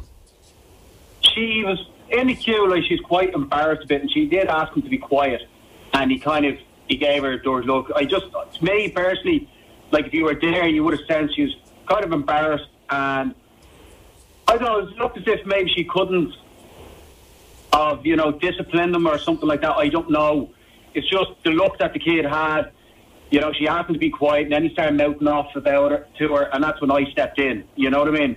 Like, sorry, Shane, I'll let you finish that in a second. But after he said, "Shut the F up, you idiot," and then you jumped in, did she say anything to him about speaking to her in that way? She did. She says, "You need to watch the way you speak to me," and he just like, whatever. You know what I mean? I said, look, I'm a martial arts instructor. I teach kids all the time. There needs to be taught courtesy, modesty, polite, respect, all of that as well as part of the program. That's on it. Some kids, like, he's probably embarrassed, probably turn around and really think about that afterwards. Says, you know what, maybe that man was right. I do need to show some respect. You know what I mean? We're all kids. I was a kid. I didn't listen to my mum when I was a kid. Yeah, of course, yeah. But then, like, for human, you know what I mean? I didn't shout at the child or anything like that. I didn't raise my voice. I just politely turned around and I explained it to him. Sometimes when you need to explain to kids, you need to get down to their level. Don't be standing up pointing a finger or stuff like that. It's quite intimidating. But if you kneel down to their level and explain it in a different manner, they might take it on board. All right, well, you'd be interested to hear. I've been asking our listeners to text in whether or not you were right to do what you do. If you stay there for 1 second, I'll give you the results of that straight after the break. The sound of the city. 98 FM's Dublin Talks. The sound of the city. 98 FM. Catch 98 FM this Saturday. It's Football Mania at the Retail Park, Liffey Valley. Join in the fun-packed event for the whole family. Meet Irish soccer legend Packy Bonner. Take part in a penalty shootout and watch the games live on the big screen. The 98 FM Tumblers will be there with great prizes, including shopping vouchers and lots of extra goodies up for grabs. We're live on air from midday this Saturday at the Retail Park, Liffey Valley. All over Dublin. 98 FM. Every ultimate experience Ireland has to offer is always within reach with a 182 BMW. The ultimate bowl of chowder, the ultimate swim spot, even the ultimate 99. Whether you think it's from Dunleary Pier or Donegal, experience the ultimate with a 24-hour BMW test drive from Frank Keane, Blackrock or Nace Road. Because owning your new BMW is always within reach. Visit frankkeenbmw.ie today. Fabulous family fun is a guarantee at Funtasia Water Park Drogheda, Ireland's largest indoor water park. Now open for summer. No matter what the weather, you can scale the rock wall, try the sky climb, whiz through on our twin zip line, enjoy bowling, crazy golf and much, much more. Come and see some of the world's most amazing reptiles up close and personal at our Lost World Reptile Zoo. Find Funtasia Water Park Drogheda at exit 9 off the M1 motorway. See funtasia.ie for some exciting discount packages. Now open. Students, The sale of the summer is here with Vodafone X. Until July 31st, get the Nokia 2 smartphone for just €1 when you switch. You'll also get 20 gigs of data, plus your choice of free Spotify Premium, Sky Sports Mobile TV, or unlimited weekends. Now that's more fuel for more fun. So don't miss out. Drop in store today and switch to Vodafone X to enjoy this exclusive summer offer. Subject to switching to prepaid from other networks. Stock availability and €20 top-up. Offer redeemable in all Vodafone stores in Dublin only. See Vodafone.ie for terms, including our fair usage policy. It's time for summer at Dunnes Stores with our Better Value 6, including delicious avocados and cucumbers, only 49 cents each. And our 3 for €10 barbecue meats range. Choose from over 30 different varieties. Save again with our €10 off every €50 grocery voucher. Dunnes Stores, always better value. Terms and conditions apply. See in store for details. Minimum spend required.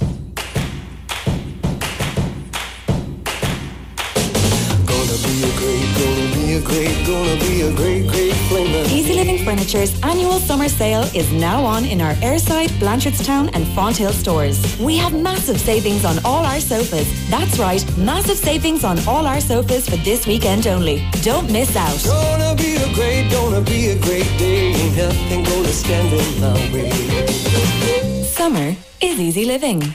What's 7-Up Free Summer Refreshment all about? Well, we could tell you.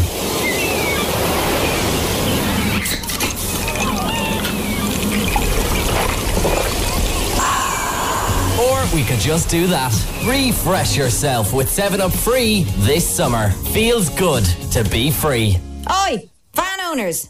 You know time is money, so save both. Chill compares lots of different insurers to find you the best deal. Visit chill.ie today for a quick quote. Chill Insurance. We'll take it from here. Chill Insurance Limited, trading as Chill Insurance, is regulated by the Central Bank of Ireland. The summer sale is now on in all Brown Thomas and BT2 stores and online, with up to 50% off your favourite brands. Brown Thomas Summer Sale, the one you've been waiting for. Sandyford Mazda, your #1 South Dublin Mazda dealer. Call in and test drive your new Mazda during our sales drive time event from the 6th to the 16th of June. From the Mazda 2 to the all-new CX-5 SUV, we have the complete range to suit your needs. 1 year's free road tax for every Mazda purchase during our drive time event. Think Mazda. Think Sandyford Mazda. 98 FM's Dublin Talks. With the new look Des Kelly Interiors. Sleep soundly with high quality bedding. 98 FM. Is it ever acceptable to discipline someone else's child, to scold another child, to give out to another child, even if that child's parents are around? We were talking about a message that we got from a guy in Sandyford, Desi is his name, and he shouted at a young fella, young kid yesterday for throwing pebbles at his cat. And the mother came running over, cursed at him and shouted at him and told him never to discipline her child again. We were talking with Shane, who was in a fast food restaurant, and overhears in front of him in the queue a young fella saying to his mother, a young fella of 8 to 10, saying to his mother, "Shut the F up, you idiot." And what Shane said to the young fella was, "Watch the way you speak to your mother, have some respect, you're lucky to have a mother." Now, we were asking you whether or not you think Shane was right to do what he did and the way in which he did it, or was it none of his business? 72% of you said yes. 72% of you support what Shane did and agree with him doing what he did. Are you surprised by that, Shane, or is that what you would have hoped for? 72% of people agreeing with you doing what you did. Yeah, no, I'm not surprised at all, because I think most people out there, like, if my son said, now I know he wouldn't, but if my son said that to his mother, I hope someone like me would have turned around and said that to him. You know what I mean? Simple as, like, at the end of the day, you have to respect your peers. You're adults, you have to respect people. There's a lot of, I said, this day and age now, there's too many kids out there with no respect for anybody. You know what I mean? So it's just... Okay, so you feel fully justified in saying, well, in fact, you are fully justified because the mother said thank you. It might have been a different story if the mother had reacted as perhaps the 28% of people who said no might have reacted. It's none of your bloody business. Yeah, that's fine. My turns to well, unfortunately, says, I'm not going to let someone speak like in front of my son or whatever. You know what I mean? I don't know. I wouldn't have raised up to that tone or the manner that they were. You know what I mean? I probably says, right, fair enough. I says, I would have just turned around and continued on. I said, but my son asked me, because what did he say? You know what I mean? And I told him, "Buddy, it's fine. It doesn't matter. Just look ahead. You know, we get your food. That's all. You know what I mean?" All right, stay there for 1 second, Shane. 6797 981 is our telephone number. And you agree with what Shane did? Oh, yeah, I do. I agree totally. Some people are just afraid to even say that, you know, when they're because oh, you mean the mother? I do, yeah, because, you know, you're actually afraid yourself because you don't know how other people are going to react to it. And she probably, now maybe when she went outside the shop, she could have had a word with him.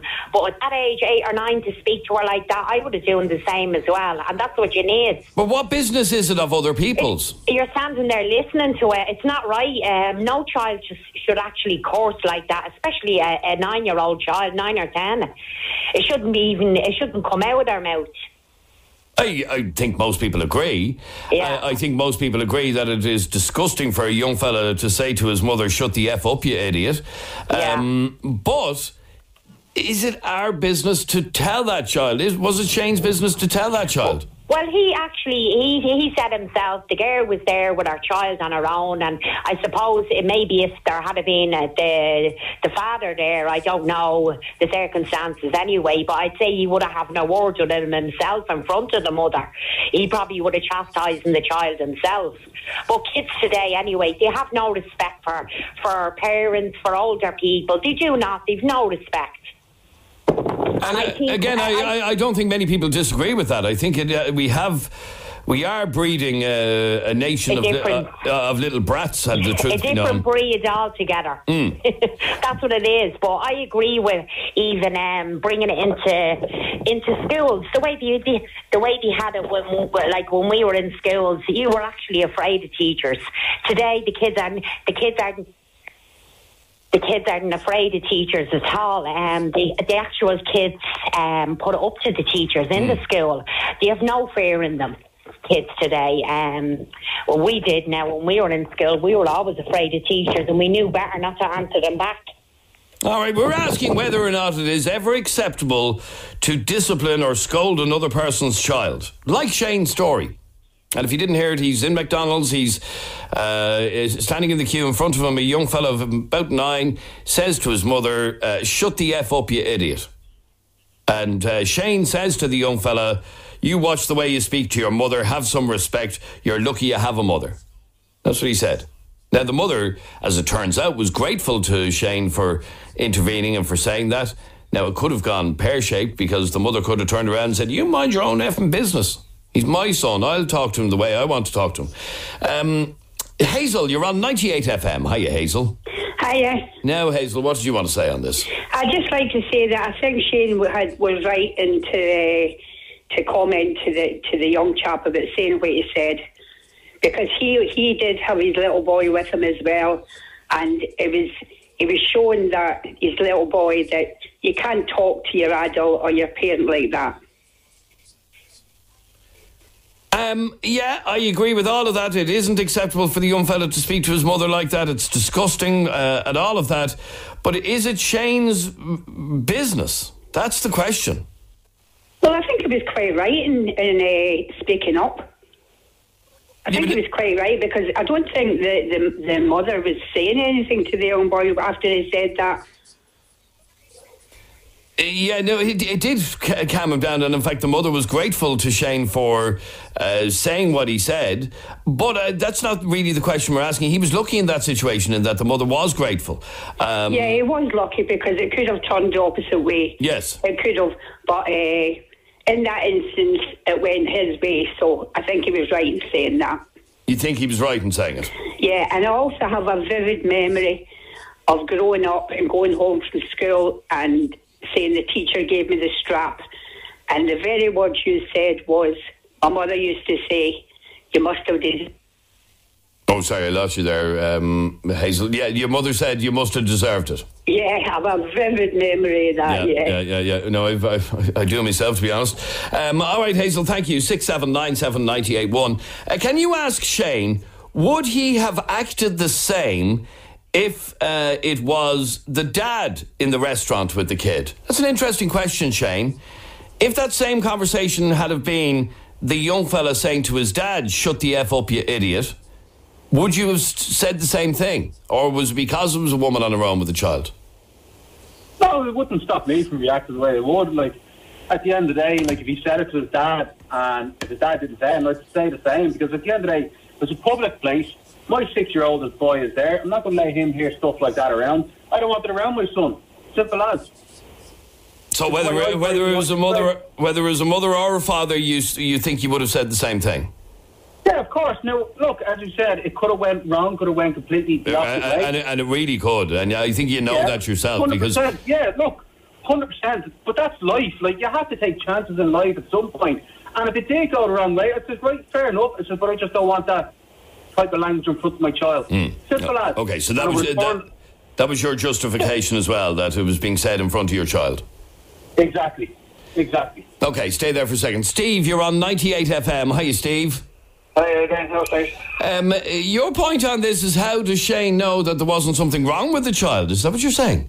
Well, yeah, we're going back to a topic Jeremy did last week. What if the child had been autistic?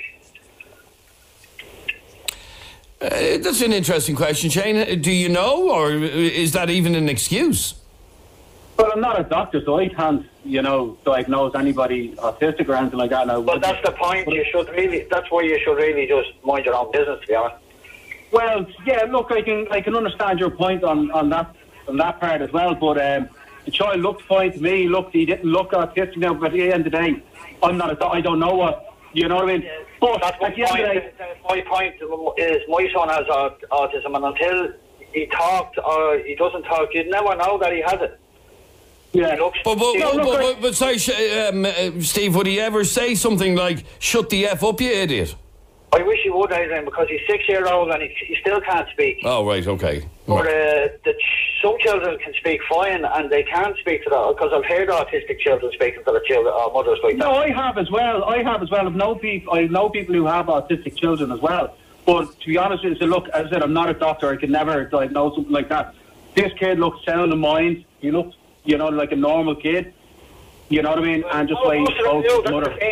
Just, I'm not having a go. I'm just saying it was possible. It was a possibility. Yeah, that was a fair point. All right, Liz, you're on 98 FM. What do you want to say on this? Hi, Liz. I agree that he had a right to say something, because he obviously didn't like the way the young fella spoke to his mother. But I'm just taking issue with the fact that him and other people keep going on about how he was teaching a 6-year-old. He said at the start of a conversation when he came on first that a 6-year-old actually asked him what was that about, and he told him nothing, just look ahead. So his child didn't even hear what the young fella said. So I just think it's a bit ridiculous to keep going on about that point. I don't want my 6-year-old hearing it when your child obviously didn't hear it in the first place. Do you think your child did hear it, Shane? My child did hear it, but I just played it down. Yeah, but you actually said that your child asked you what was all that about, and you told him, nothing. Yeah, because he saw me turn around speaking to another child. So I'm not going to turn around and repeat the vulgar language. I get that, but what I'm saying is, you're saying that you are teaching your child, but you weren't actually teaching your child anything if you didn't tell him what went on. If he had to ask you what went on, he didn't hear it in the first place. Now, I agree that the child was in the wrong and you had a right to say something, but at the same time, I just think that's it's a feeble excuse when you did say at the start of it that your child didn't even hear what had gone on. Okay, so I never said my child didn't hear exactly what went on. My child asked after I said to the other child about, he goes, what was that about? As in, why did I go and speak to that child? My son did hear what he said. But you just played down what actually happened. Exactly. Stay there for 1 second. Nicole, your point on this, just to wrap up, is that you don't know the circumstances of the child, and a child that might say to his mother, "Shut the F up, you idiot." People should mind their own business, should they? Yeah, that man there said, I remember his name, he said that child didn't look like he had autism. What does autism look like? Well, that's a good question, yeah. What does a child look like? What does my child... If you see my child, you wouldn't... I'm not a doctor. I didn't diagnose that he could have. No, I know. And there's also other hidden illnesses like Tourette's. That child could have had Tourette's. That's fine. And if he did, I would have turned around and apologised to her. That's fine. I appreciate it. But that's what I'm saying. You don't get yourself into the situation where you are speaking out of turn to somebody else. And is that what you... Is that what you see it as, speaking out of turn to somebody else's child? Yeah, because you don't know that person. You don't know their life. You can't just turn around and just say to somebody, don't be talking to them like that. Because at the end of the day, that's that mother and that's that child. And if that's how she wants to rear her child, well, fair enough to her. But you cannot, in the middle of somewhere, think that you can go and rear someone else's child. So mind you, let a child just twitter away like a parrot and say what they like to their mammy and don't interfere. Well, kind of, because how old was the child? You don't really know, you don't know what that child has. 8 or 9, yeah, okay, you don't know what the child has. All right, okay, Nicole, thank you very much indeed for your call. Thank you, Shane, for your call. No quick question, Shane, would you do it again? Yeah, 100%. 100%. All right, good man. Thanks very much indeed. That's it from us for today. We're back with you again tomorrow, 10 a.m. Barry Dunn is live from Dundrum Town Centre in just a moment. And in the next hour, some great music lined up like these.